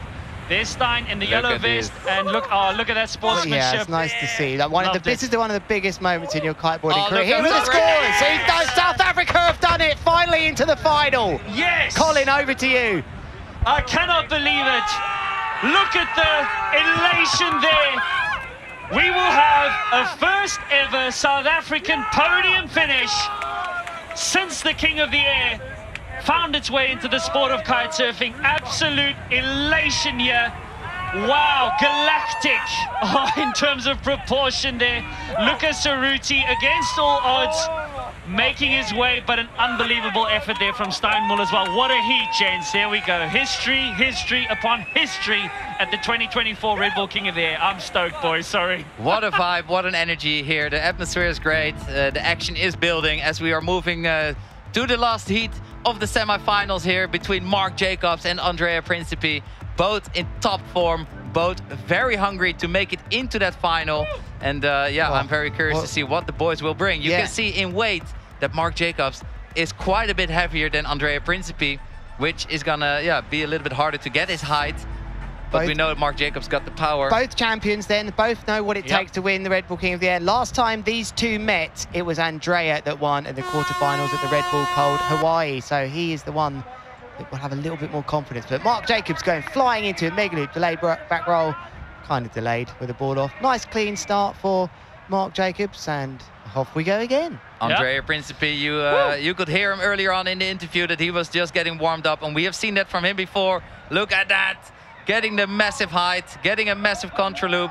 Oh, he bombed out, he's bombed out. Wow. Where did he go? He's gone. He's disappeared beneath the waves there. What happened? He just had a bit too much oversteer with the kite for me there, Ruben. It was out the other side still. Yeah, he sent it super strong. He had massive height, but unfortunately it didn't catch him on time to put his board on. He didn't get that second lift that he usually gets. So yeah, maybe the wrong kite position.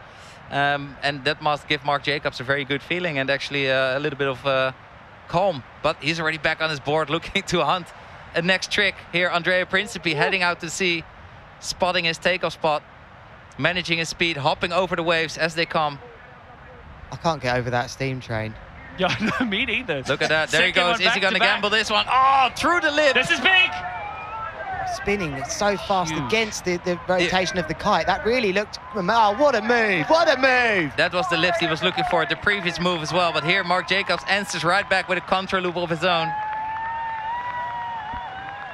What a heat here in the semifinals. There's only one spot left to join Lorenzo Casati, Luca Cerruti in the final. Who is it going to be? Mark Jacobs or current Red Bull King of the Air title defender, Andrea Principi? Let's remind you what's happened. If you have just joined us, the first South African in the history of the sport has got through to the final. Luca Cerruti, Colin Heckroot, I don't think I've ever seen him leave the booth. He's just had to go out and have a moment to himself in the toilet. There's a tear in his eye after he's waited 12 long years for this to happen. But who will join him as well? Luca Cerruti in the final, Lorenzo in the final as well. Mark Jacobs or Andrea Principi, they know what it takes to win. The current champion, Andrea Principi, is in this. Here he is on your screens, going right foot forwards.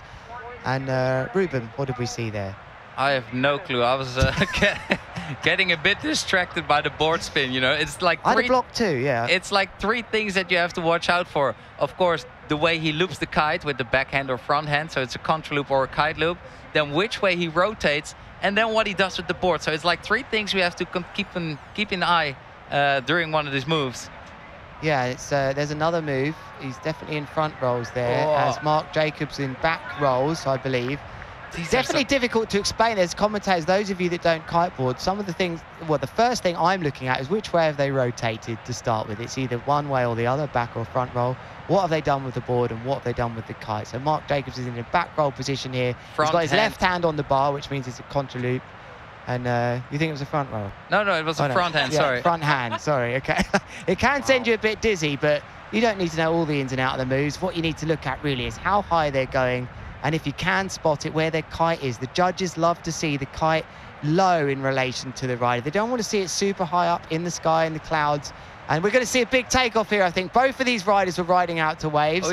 That one must have closed out, Ruben. Yes, he jumped before the wave reached him because the lip was already closing out. It's very challenging to read the wild sea today. There's a lot of current going on. There is a lot of period between the waves, which is in favor of the flat pieces, the flat parts, sections in between the waves. And here's Mark Jacobs right in front of the crowd. Woo! Just getting that landing done. Oh, nice to see Keith on the beach there. Oh, that's great. Another landing there as well from Andrea, I believe.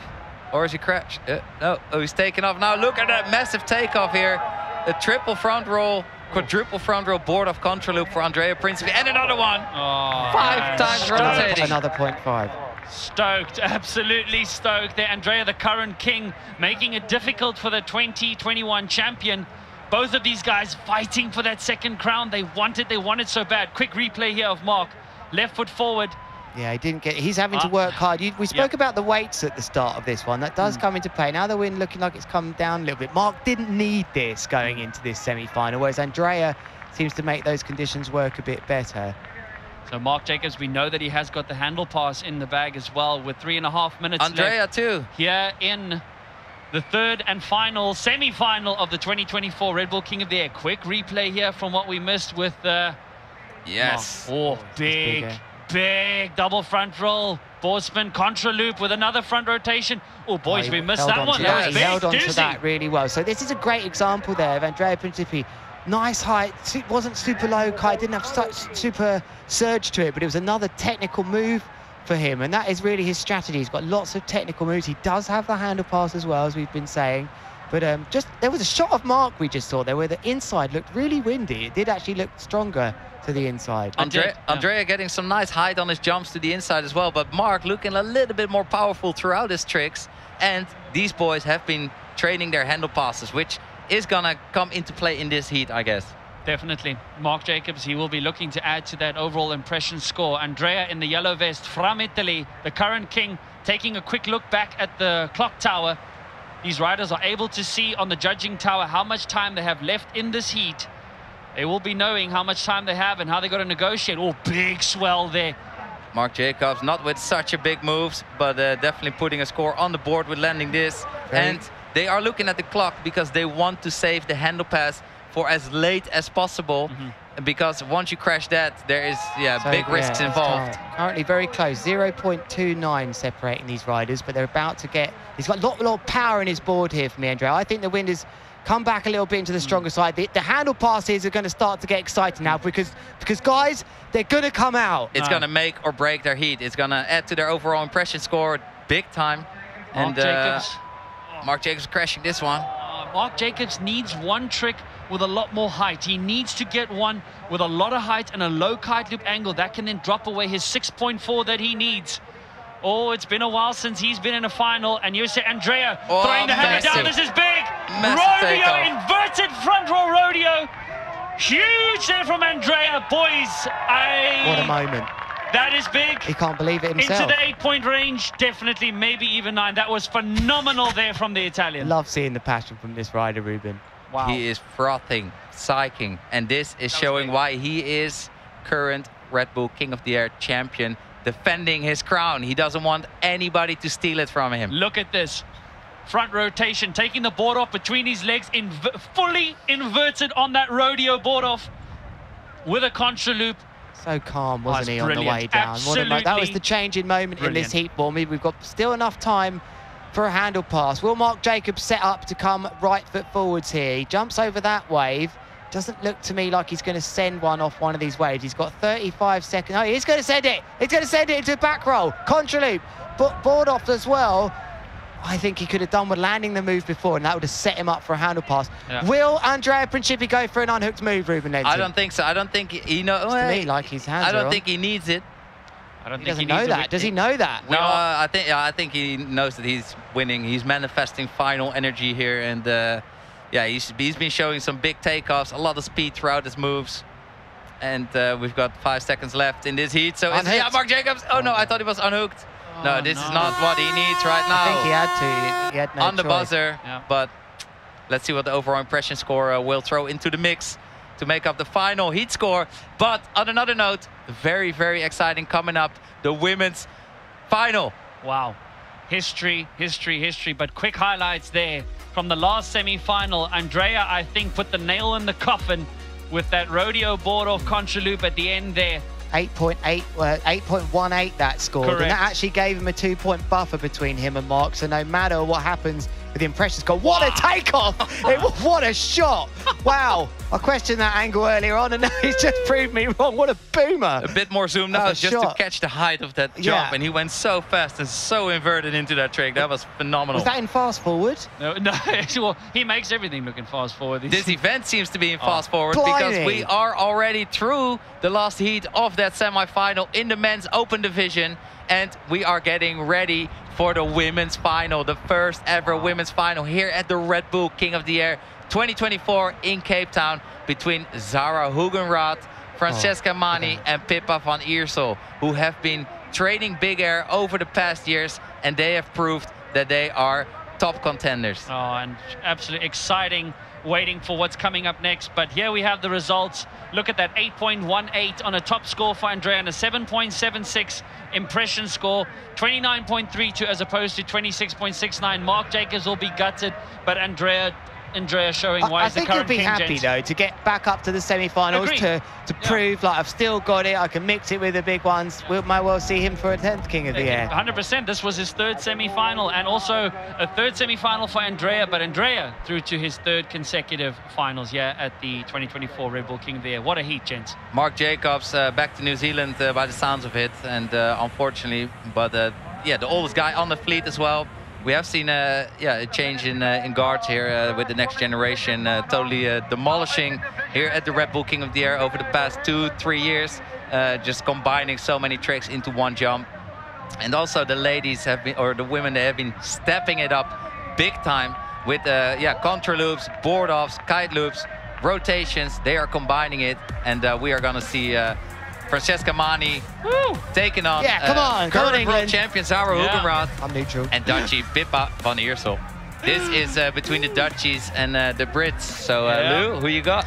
Well, believe it or not, guys, I am behind Francesca Mani here from the GBR, who's really earned her place well into the final, advancing in first place, alongside Pippa van Iersel, who won her first heat as well. So they went straight through to the final. Zara Hugenrath went for that very difficult round, the semis, with Angelique Bouillot, so she's in this too. But wow, this is their moment. It's their time to shine, and off they go. Right foot forwards. Looks like we're going to see a right foot forwards move to start with. And this is a 13-minute heat. This is enough time for these women to show what they've got, and what a great kickoff here for Pippa van Iersel, just keeping it together. And a steam train tried to do it. Right foot forward. Pippa was saying she's very excited about these conditions, preferring right foot forward, nice and smooth between the waves. An historic first ever women's final here at the 2024 Red Bull King of the Air. Current big air world champion Zara Hugenrath opening up with a kite loop laid back roll. That was not what she was hoping for. She wanted to go bigger, but definitely one of the event's favorite here at the Red Bull King of the Air 2024 Women's Division. Historic moment, as we have never had this before. A women's division here at the Red Bull King of the Air Cape Town. There we go. Francesca Mani moving into first place. We will have the scores for you shortly. Boogie loop from Zara Hugenrath, yes. Woo! Landing it clean. Landing toe side. Using that trick with a double boogie loop to win her the World Championship earlier in the year. So Zara coming in here with a lot of experience, but all three of these women, they know what it's like to be here. They've got the experience. Pippa having a lot of freestyle experience behind her. Francesca Mani, as you said, vice world champion. When we look at and compare these three riders with their style and the way they ride. There goes Zara. Nice vertical takeoff against that kicker with a nice kite loop laid back roll. Yeah, a bit higher than the previous one. I'd say that, you know, they have different styles. Pippa is very technical, very graceful, the way she moves around in the air. Zara's full power, you know, and I'd say Francesca's somewhere in the middle. So let's see how they come out. It's a great start. I mean, this must have been quite nerve-wracking to be, the beach is full now. It's the last day of the Red Bull King of the Air, and the women are out just before the men's final. I mean, what a moment for them, but they've got to try and stay calm. They're used to this now. They have lots of events around the year, so. But I mean, there's nothing like riding at the Red Bull King of the Air, is there, eh, boys? And I cannot believe that we are blessed to get the event done and dusted at the last day of the holding period. We've been waiting 2 weeks to get this event going with suitable conditions. We had day one last week, and now we have time for the final action of the Red Bull King of the Air to see who can be crowned champion. Here at the women's division, we have got in blue Zara Hugenrath going for a front roll contra loop. And she seems to be sticking her moves today. She's up for it. It's her fourth trick score so far. The others only got 2 maximum, so she's really in the control seat for this one. Pippa having to speed up a little bit, and here we go, Pippa. Smooth. Nice. With a boogie loop of her own, a front rotation, and a backhand kite loop. And you see Francesca Mani, she's wearing the purple lycra.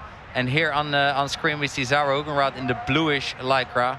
And then Pippa van Iersel in white. There goes Francesca Mani getting nice and leveled on that boogie loop. Will she take it? Yeah, she just behind those waves. Interestingly for me, Pippa landing toe side on her boogie loop. That does suggest to me that that is a strong attack. She can lock that rotation up and not get over-rotated. Those of you at home learning your boogie loops, if you're getting over-rotated all the way past hillside and round again. It's because you're not getting that core tension locked. So Pippa to toe side, I think also Francesca Moni as well. But look, there's a lot of rough patches on the water now. It suggests to me that the wind is still very good here. Men's final coming up shortly, but we are in the women's final. Zara Hugenrad, Francesca Moni, Pippa van Ursel, who will be the first ever champion in the women's division at the Red Bull King of the Air. This is just too much to take right now. It is history, history, history in the making there. Zara Hugenrad on the screen. But now Francesca Moni, no, she doesn't look like she'll do anything. She'll make her way upwind. Reminder, the competitors have to launch within the competition area. It's big from Pippa. Pippa van Eersel, double back roll kite loop. Look at the horizontal distance that she covered. Wow. Clearing it from one end of the beach to the other. Spectacular stuff there from Pippa. Yeah, it's going to be over 5 for me. At least high fives for that move, I would expect. High five. High five, kite school. Goes Zara opting, oh, these kickers, look at these waves just rolling in. We haven't had this since we moved the event up here. But look at the first kite loop board off here for Francesca Moni. She's binned it. Hitting the deck. Oh, but great attempt there. She landed it. Surely that was a landing.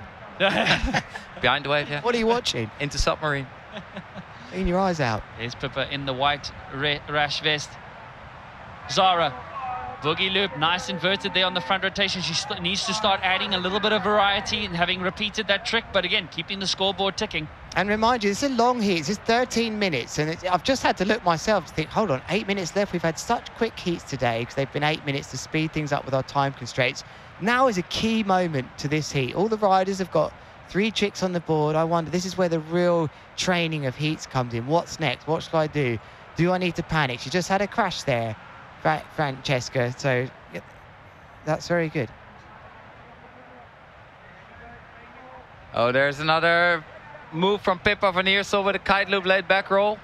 Landing it clean, not getting that leveled with their kite.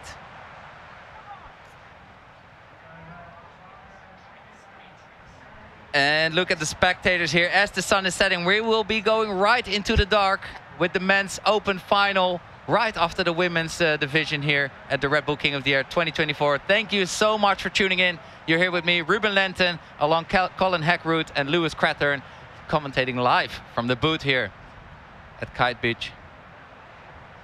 There we go. Look at this, heading out towards what is a beautiful sunset. Oh, we lost it through the frame. Hopefully we get a replay there with just over 7 minutes left. Sticking it. Oh, look at that kite just coming from behind. Cool, that was a landing. It looked like Francesca can't wait to see that. a That was replay good. of that. She's in the lead right now. Francesca Moni in the lead, landing on really using the tail of her board for every bit of grip. That's really last chance saloon when you're landing and you need the tail to help with the grip. But this is really an interesting heat now. Look at this, barely 2 points separating them all as we see a bit of a bail then from Zara Hugenrad. It's England in the lead to the Netherlands second and third. A little foot slip out there for Zara, unfortunately on takeoff. When you mess up the takeoff or the wave messes up your takeoff, it's not ideal. And here goes. It's a mega loop board off. Francesca It's Moni. a big one. Look at that tail. She held on She to stuck it. it, so she did land it. That is big. That is big for the UK, Lewis. That's very big. Some kite loop board off yellowtail, I'd like to call that. Yellowtail, wonderful fish to have out here in Cape Town, the beautiful Cape Town. Oh, just over 6 minutes left. Again, ladies and gentlemen, strap in for an historic first here. Here we go. Pippa to join the mega. Oh, she's been down. She's been thrown a hell of a distance away from her board here. Cost her That's going to be devastating. Another mega loop boarder from Zara, but that board isn't on completely. Francesca Moni has forced the hand of the other rider. She crashed earlier on her first mega loop board, I think, but she sealed the deal. Well, not sealed the deal, sealed the deal in that trick, and has sent these other riders, has influenced this heat. The other riders now trying to match, knowing that they're going to need a mega loop board off if things get close. So what can Francesca Moni do now? She's got that on the board. She's got the luxury of maybe thinking about something else. Something else. She's got the scores to back it up. Sunset sessions, always the best, especially here in Cape Town. And we've got Zara Hugenrad blasting out to sea, but turning around, aiming for a better kicker on the inside, or maybe even a jump towards the crowd in front of the judges. I think there was a move there from Francesca Moni. Might have crashed. She's coming back to the beach then. Pippa's mugged the board off. She can go and get another board. They do like it if you remove your board from the zone. They did speak about that, our race director and judges, that they don't want to have a board left. And also Francesca Mani leaving a board out there too. So I wonder if one of those riders is going to go out and get their board. It might help them a little bit with some sort of score. Definitely. Board retrieval score. Oh, this is big. This is very big. 2016 was the last time we saw. Massive boogie loop from Zara. Nice. Oh, she should land. Nice and smooth landing. Good in control. Look at the kite just go slack. No, she'll be fine. 2016 was the last time we saw the UK rise to the top of the podium. Yeah, the Red Bull King of the Air. Will she get her board? This is a really interesting moment here. Francesca Mine is the only one to do the Mega Loop board off. I think the wind's picked up a bit there. Yeah, the wind is kicking in. Which one of them will remove the board off the water?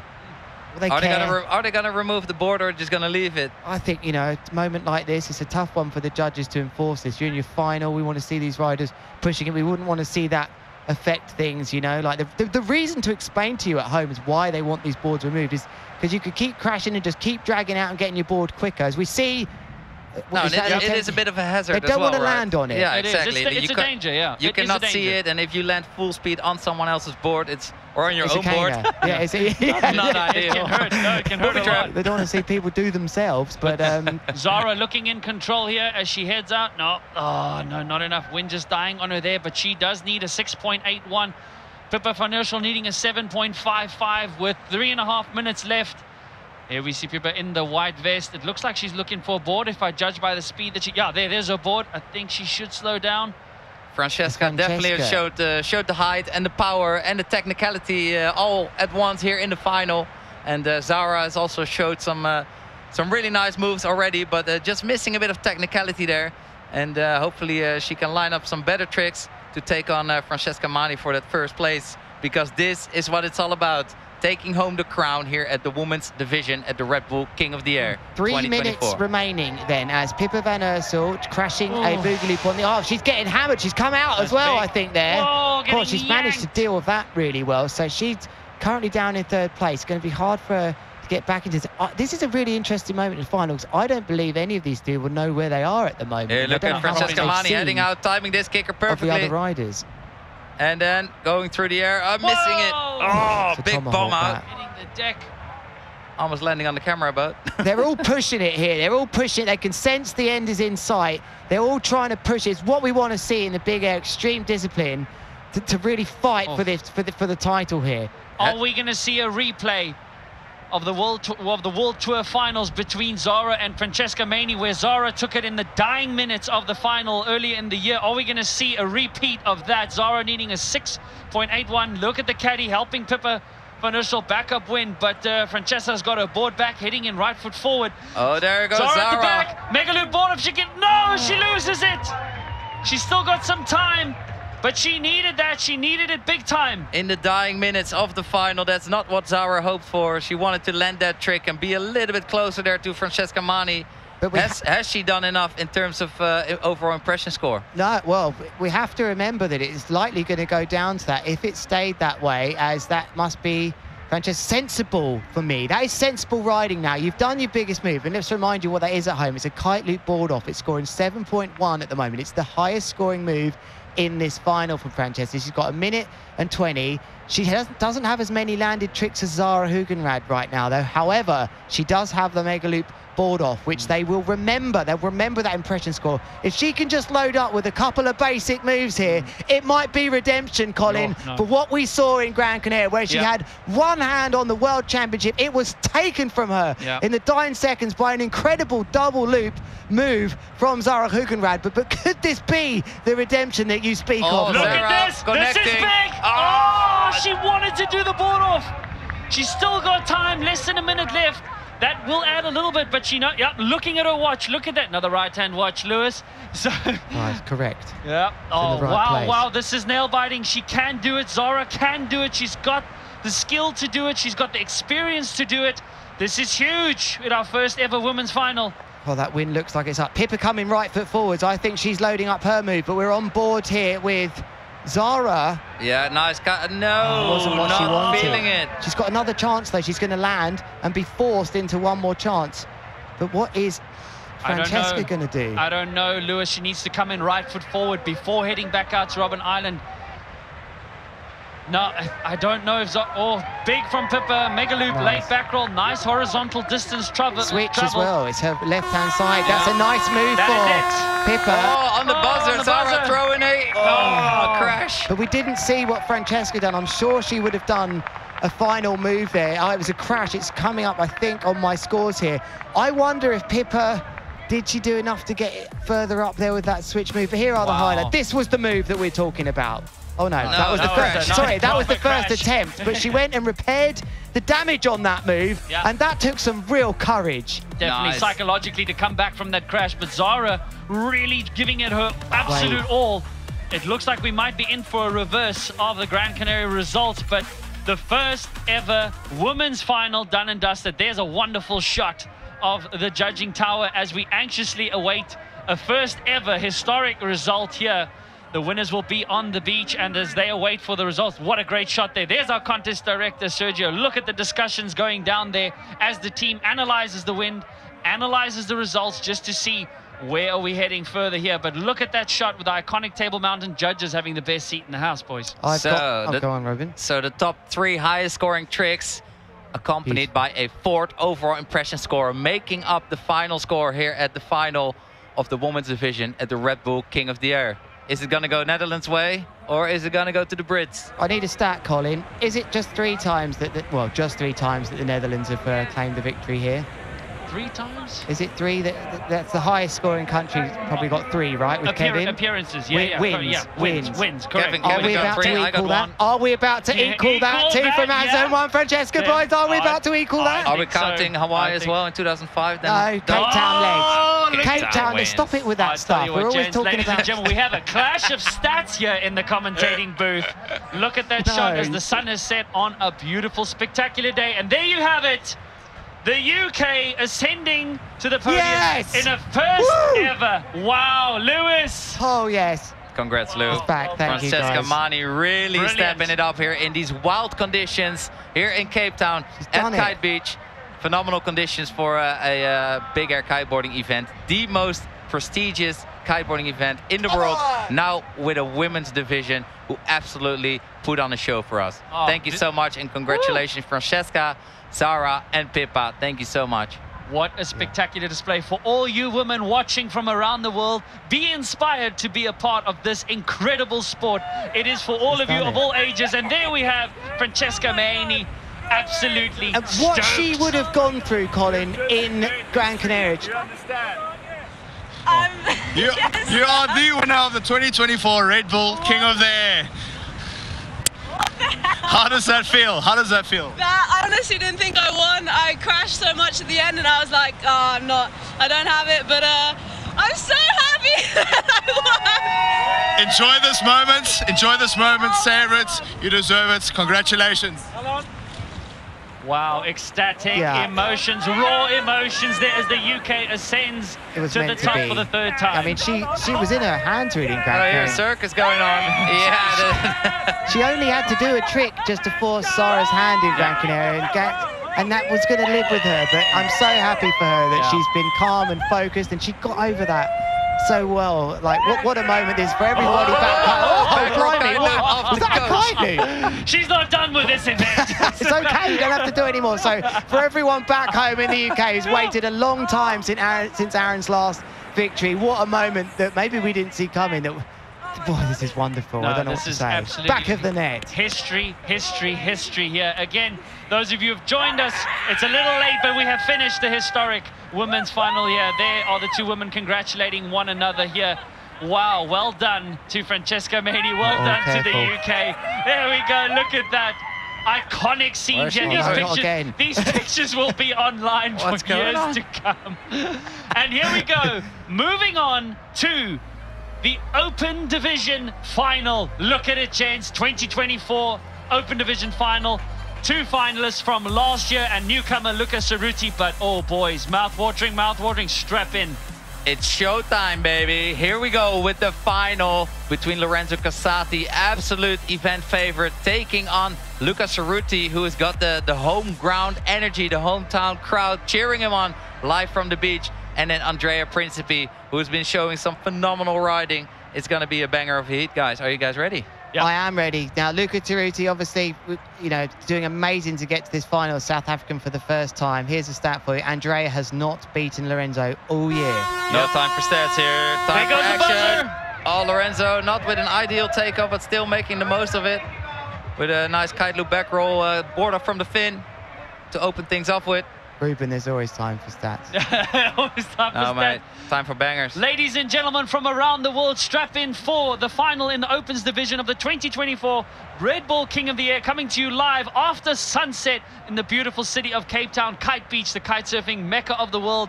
2 repeat finalists from last year, Andrea Principi and Lorenzo Casati. Luca Cerruti, oh, what a stoking moment to know there's going to be for a first ever a South African on the podium representing the mother city here. But there you go, back to the action. Lorenzo Casati, a lot of bump on the water there, looking to find himself a kicker. Nope, gonna opt out of it. The tide changed a bit now as we see. What a backdrop with the lights on. Cerruti coming out of his board, he just couldn't take that, and being dragged away from it as well. It's going to take some crucial seconds away from him between. And also with the event running after sunset, the change of light and the darkness you have with spotting your landing is definitely playing a little tricks with you here.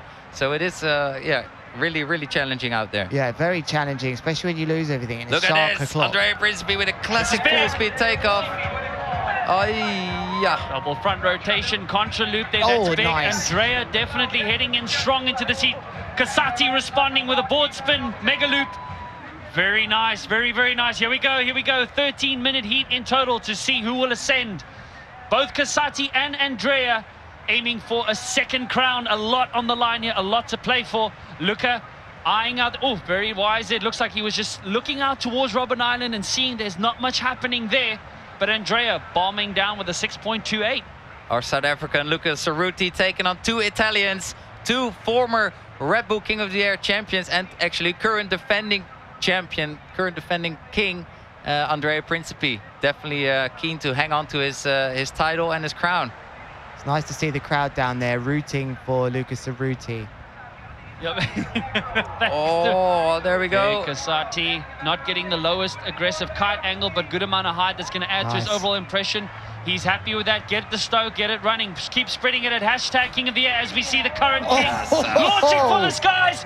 Whoa, look at that. He's getting the extra height and the glide. He's finding a way here. Huge! And, oh, he's in the mood. They really pump themselves up these days, the riders, don't they? But he clearly was high in this move. Look at this from Casati also. Brilliant. And look at the horizontal distance across the horizon that these guys are traveling. Okay, the scores are going to start dropping and plenty of time left in this heat. Hopefully we can get a replay of Andrea's one there as well. Andrea wasn't lying that he was just getting warmed up. He's really taking it all out on the water right now. And this is the moment to shine, the time to send it to the sky and pull out your most ballsy moves, your most extreme moves. That's what the judges want to see. Not just height, but extreme moves. Getting that kite angle down and combining it with rotations and board offs, and of course clean landings. Oh, this is it. Lorenzo Casati, Andrea Principi. Which one of those two will be the first to claim a 4th double title? Only 3 riders have claimed 2 or more titles here since the King of the Air made its way back into the world of kiteboarding in 2013. Look at replay. It's it. Nice ramp. He had to. He just had to hit that. Luca Cerruti with a double back roll board off contra loop, stomping it. You just have to hit that. And here Lorenzo Casati with one of his clean, not the cleanest takeoffs. It's not quite going as high as certainly Andrea here. Oh, I don't believe it. Landed something to blind at the end there. I did not see that coming.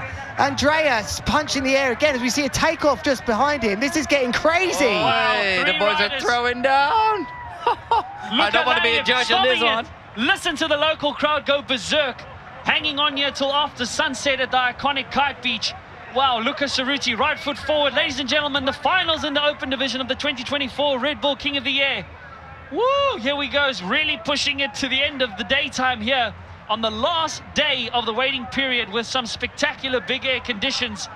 Andrea Principi, left foot forward, heading out. Lorenzo finds the kicker. Oh, nice angle. Late back roll, board off. Oh, getting the... Oh, Andrea responding. Andrea is really getting some extra meters above the rest of the riders here. I think we're about to see some of the moves that these boys train to come in here. They've got 8 minutes left. They can do moves we haven't seen yet at the King of the Air. They're going to start coming out. We're going to see the trap moves where he throws the board around his body mid-air. Andrea Principi, Lorenzo also can do these moves. I think Luca too. We're going to see some unhook moves. I think we're in for the real show the last part of this final. 100%. The action is heating up. And here we got Luca Cerruti landing something clean in front of the judges and the hometown crowd. Steering away from the wave, as you can see. He will have that crash from his semi-final after an epic semi-final there against Steinmore. But here we go, the current king. Good timing. That's big. I wonder if that was it. Was he thinking about it then? When does he start to go? Don't want to lose his board. Knows he's in a good position. He has the highest trick score so far in this final. 7.18. Contra-loop back tornado.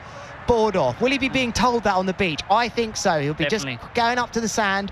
But this is very close right now. And the sun has set already. We're going well into the dark here at the Red Bull King of the Air 2024 in Cape Town. Thank you so much for joining us here for an epic final between Andrea Principi, Lorenzo Casati and Luca Cerruti.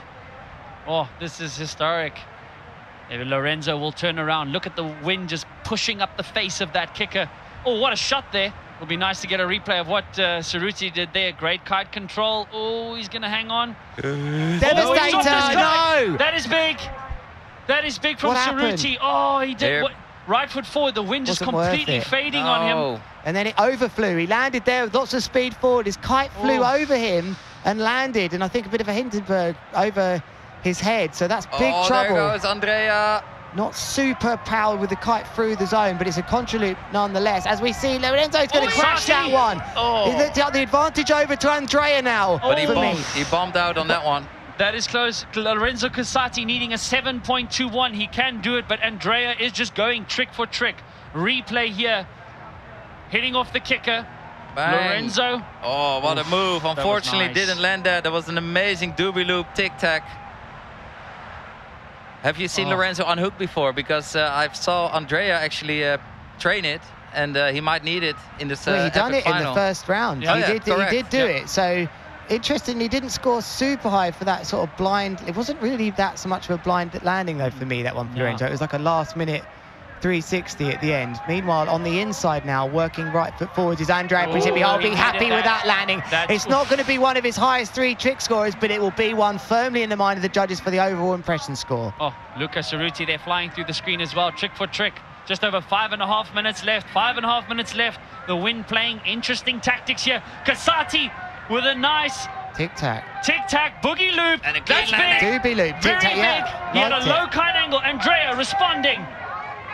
Little bit more. He took it back off. He took it back off. What? He put it on and took it back off and put it back on again. Look at the claim. Are you allowed to do that? Are you getting scores for claiming your tricks? Extra point for us. So exciting. He put it on and took it back off again. That is unreal there from the 2 Italians. Luca Cerruti, I would say, has his work cut out for him in a big way, but he does need a 7.81. Oh, getting nice and dark as the light still reflects over this beautiful spot.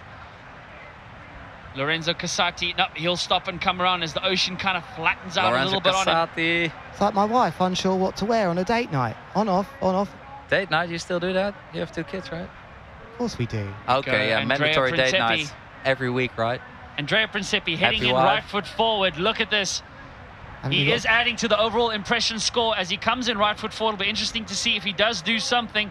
Casati eyeing out these magnificent kickers that we have rolling in here. Look at the romantic colors here as the sun has set. Perfect for date night. Way out. Great for an after party. 4 minutes remain. Exciting event. 4 minutes remain then of this final. It is neck and neck. Cerruti just down slightly with these other two absolutely close. Who is going to get that overall impression score? Are we going to see the unhook move come into it? Not just yet. Andrea Principi looks like he's ditched this one. He's got the highest trick count I can see here, though. 9 tricks in a row. He hasn't crashed any of them. Casati. No, also not connecting the way you'd like to. Feel it. Suggests the wind's got a bit funny. Oh! Was it worth it? No. That's what he's hoping for. Yeah, I mean, for his overall impression score, I mean, Casati is getting the live impression score going. So it is working for him. But I think the height of Andrea is just phenomenal today. Cerruti needs this. To get back into it. Oh, very nice. Yeah, very well controlled. 3 minutes, still a long time left in this. Yep. It's a 13-minute final between three of the best kiteboarders in the world today here at the Red Bull King of the Air 2024 in the open division. Unhooked move, sorry to overtalk you here, Colin. An unhooked move from Andrea would seal it for me. He's gone for it, he missed it! Did he land it? Did he land it? He's on the rewind with it. Surely he hasn't ridden this away. He's ridden it away, I can't believe it. Thanks for that replay. Unbelievable there from the current king. Oh, work cut out for Kasati and Cerruti. Oh, brilliant stuff there. Kasati off the kicker. Front rotation, board off, board spin. Not the height he was hoping for, but getting that lift in order to put the board back on just in time for the landing. And we see the current king has been stepping it up with his unhooked move. And here Lucas Cerruti taking off that steep kicker with a double front roll tornado contra loop. Nice landing. Very nice landing. Well done there from Lucas Cerruti. Oh, the crowd. You can hear the crowd going absolutely wild in the background here as these closing moves. Oh, it's a double board flip from Andrea Principi. He's taken it as well. He's managed to land it. He has gone to another place right now. Wow, capitalizing on the conditions. The current king, Principi, magnifico. Right foot forward. He's not done yet. That invertedness is so sick during those rotations and the board off. Just sticking his legs right above his head. Absolutely incredible. And he's showing that he's been training hard all year, making the most of every top condition around the world, and coming home or coming here with some new tricks. Here's a replay epic. from Cerruti. Huge kicker. Front rotation, contra loop, board off, keeping it ticking and throwing his hands to the local crowd. Oh, again, you all from joining us from around the world, less than a minute and a half in the Opens division final here at the 2024 Red Bull King of the Year. Keep spreading it at hashtag King of the Year. Look at the lights of Cape Town coming on to shine on what has been an historic event. 0.2 separating Andrea and Kasati at the moment.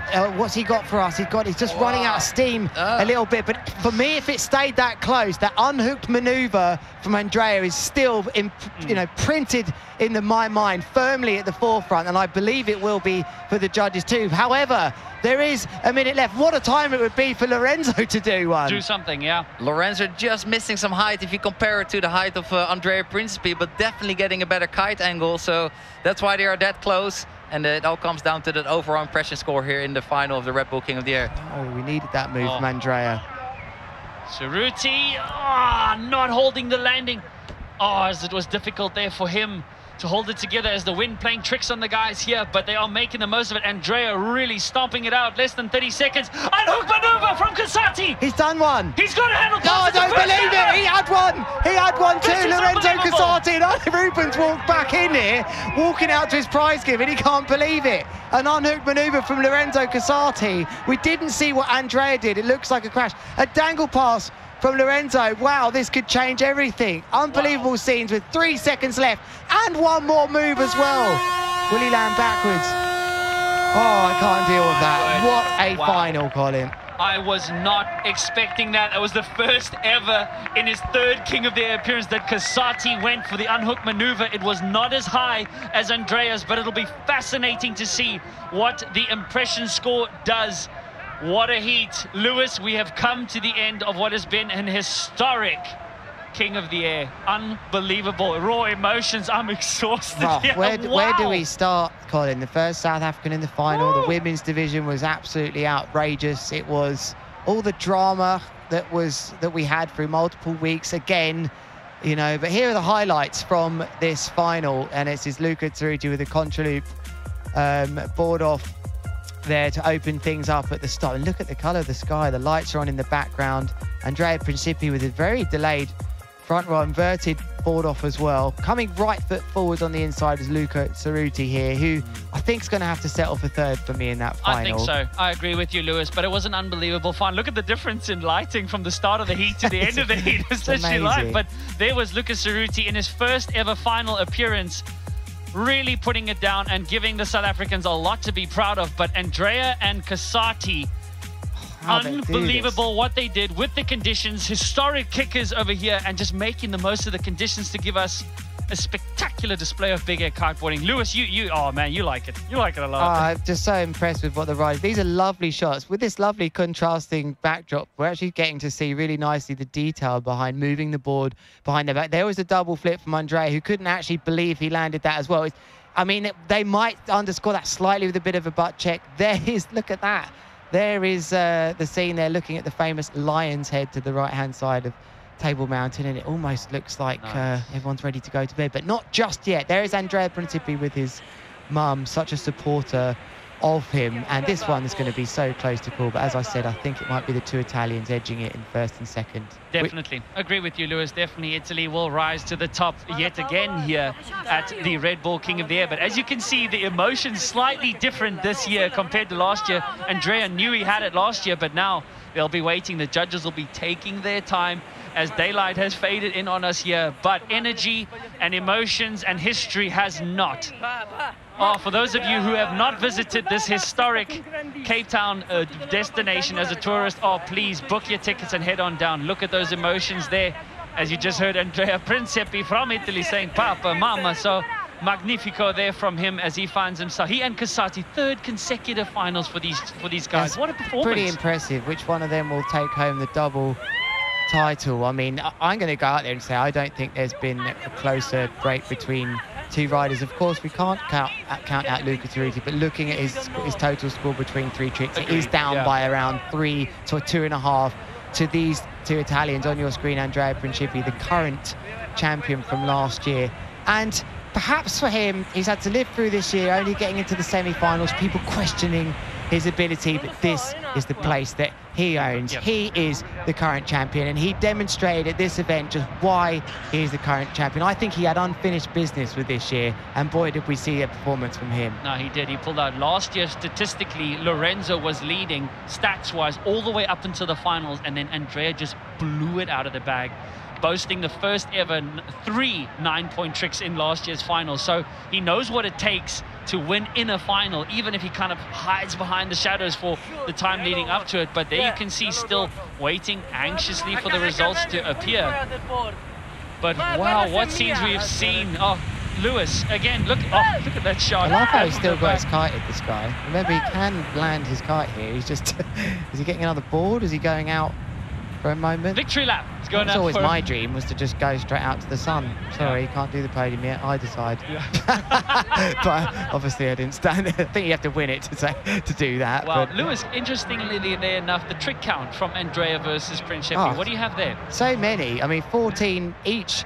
In fact, 14 from all three riders, but a lot more crashes for Luca. I think I can count 4 there. But for those two, the two Italians, I can see just 2 crashes for Andrea, only 1 real crash for Lorenzo. They actually have a score still to be confirmed on my screen here, which is the kite loop back roll, but it's not going to feature. But I'm looking at the higher scores and thinking about that. What are they going to think about of the impression score between those scores as well? So, I mean, this is close. They're about to find out. He's done it. Andrea Principi has been told. That must have been really close. Getting his double title, launches the helmet off. Colin, what a year it's been for him. He's had to live in the shadows of the other riders, but he establishes himself once more of the king here at the Red Bull King of the Air. Wow. Andrea Principi, back-to-back champion, winning by 0.18. 0.18. What a narrow margin in a historic 2024 Red Bull King of the Air. Look at the emotions from the Italian back-to-back champion. What emotions here, Lewis. Unbelievable. I mean, how you call I can't even speak properly. How you could call that from the judges. I think that was a really amazing heat for them to call. Interestingly, Andrea Principi getting the highest scores amongst the 3 best tricks, but the impression score actually going slightly to Lorenzo Casati. So what a moment. Let's just take this in. Yes! Fuck yes! Let's go! Apologise for the colourful language. Look at that sunset in the background, Colin. If you've never been to Cape Town before, this is something that you have to see in your life. And why not come and see this live? Witness these moments, these historic moments, and what a moment this is in this young man's career so far with your mum on your back like that as he walks up towards the podium, which Ruben will deliver shortly. Colin, it's been quite a special day. No, special, special, special indeed. Look at that shot as the back-to-back king makes his way up to probably the most coveted podium in the world of kiteboarding, with an iconic backdrop, with an iconic moment and iconic emotions as he embraces his mum all the way up. Look at the Italian and the applause from the crowd as he makes his way. But this is it. Oh, well, 0.18, Lewis.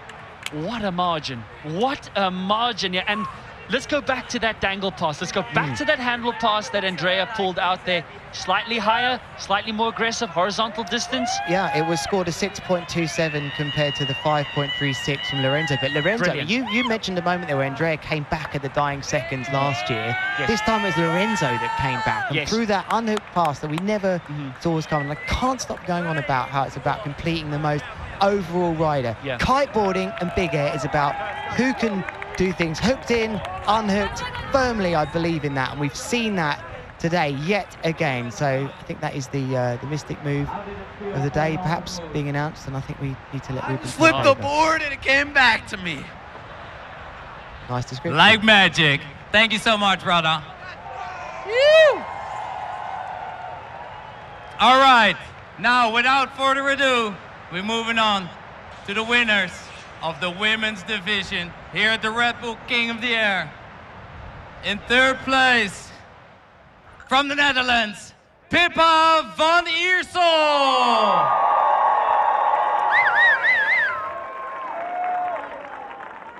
Congratulations, absolutely phenomenal.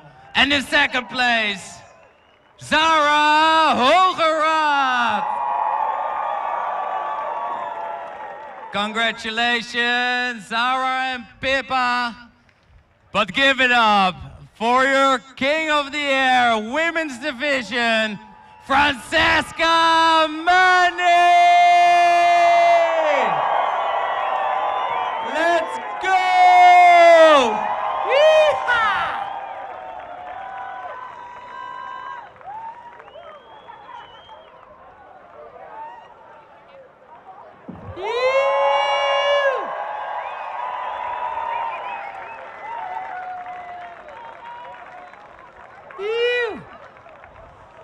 Time for some champagne rain. Did you bring your umbrella? La la la la la la, umbrella la la la. I left mine in the Netherlands. Don't need that. Congratulations for making history here at the Red Bull King of the Air 2024 Women's Division. Give it up for Francesca Mani!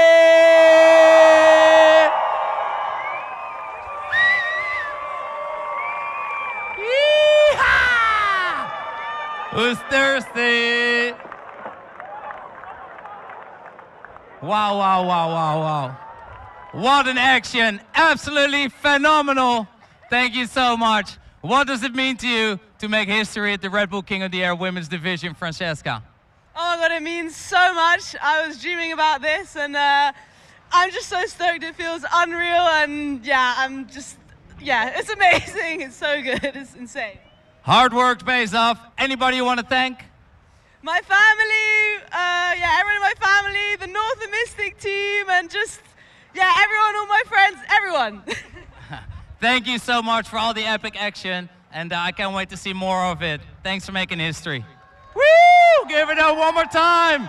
Francesca Mani, Zara Hogerath, and Pippa van Iersel.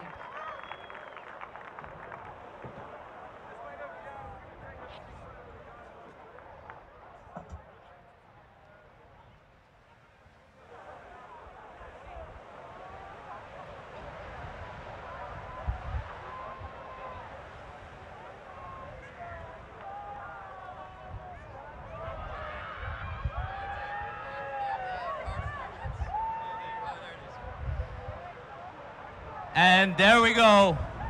From all the epic action we see, only one could be the winner of the Red Bull King of the Air 2024 crown.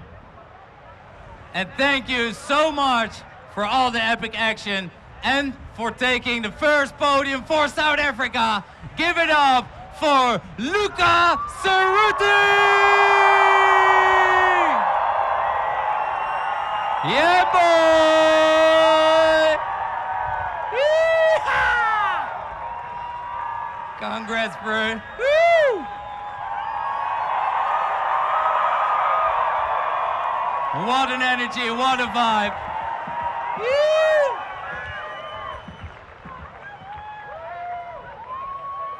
And then, in second place, Lorenzo Casati! From Italy. What a riding, what a show. Thank you so much, guys. And then, your 2024 King of the Air, the crown, goes to and stays with Andrea Principe! Sending the trap boy!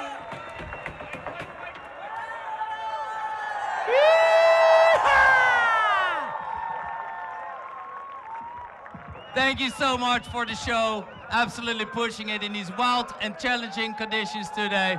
Give it up for our new king, Andrea Principe!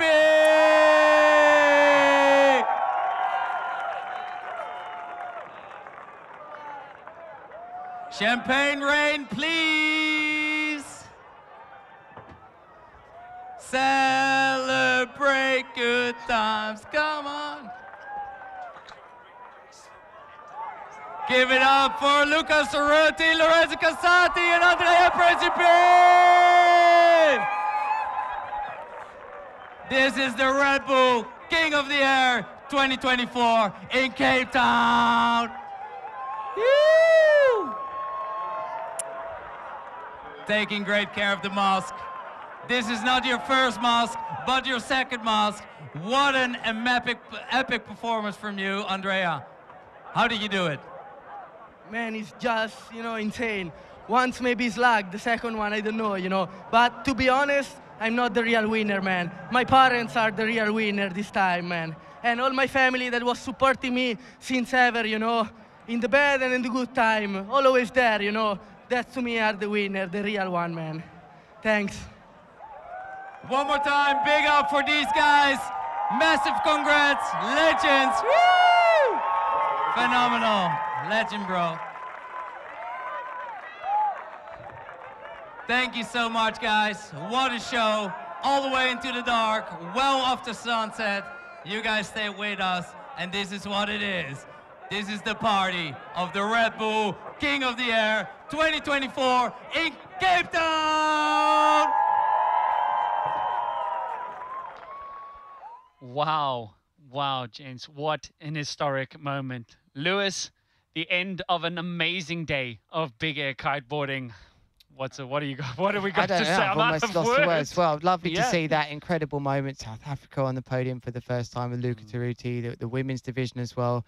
And do you know what? On my last comments, I think today I want to reflect on just the drama of this event. We're right down to the wire with this last day of the window, but yet again, we've pulled it off. The real winner always here is kiteboarding. They said that it wouldn't be windy today, Colin, but it is now. It is. Oh, no, it is. And the wind came through on the very last day of the waiting period. So, Lewis, again, take us through these results. Francesca Maini from the GBI in first place here. Great final. Zara Hugenrad, second place. And Pippa van Ursel in third place. Oh, no, amazing. Oh, an historic first. So, Francesca Maini. And there you have the results for the Open Division. Andrea Principe, back-to-back champion here. Lorenzo Casati, second place finish for him.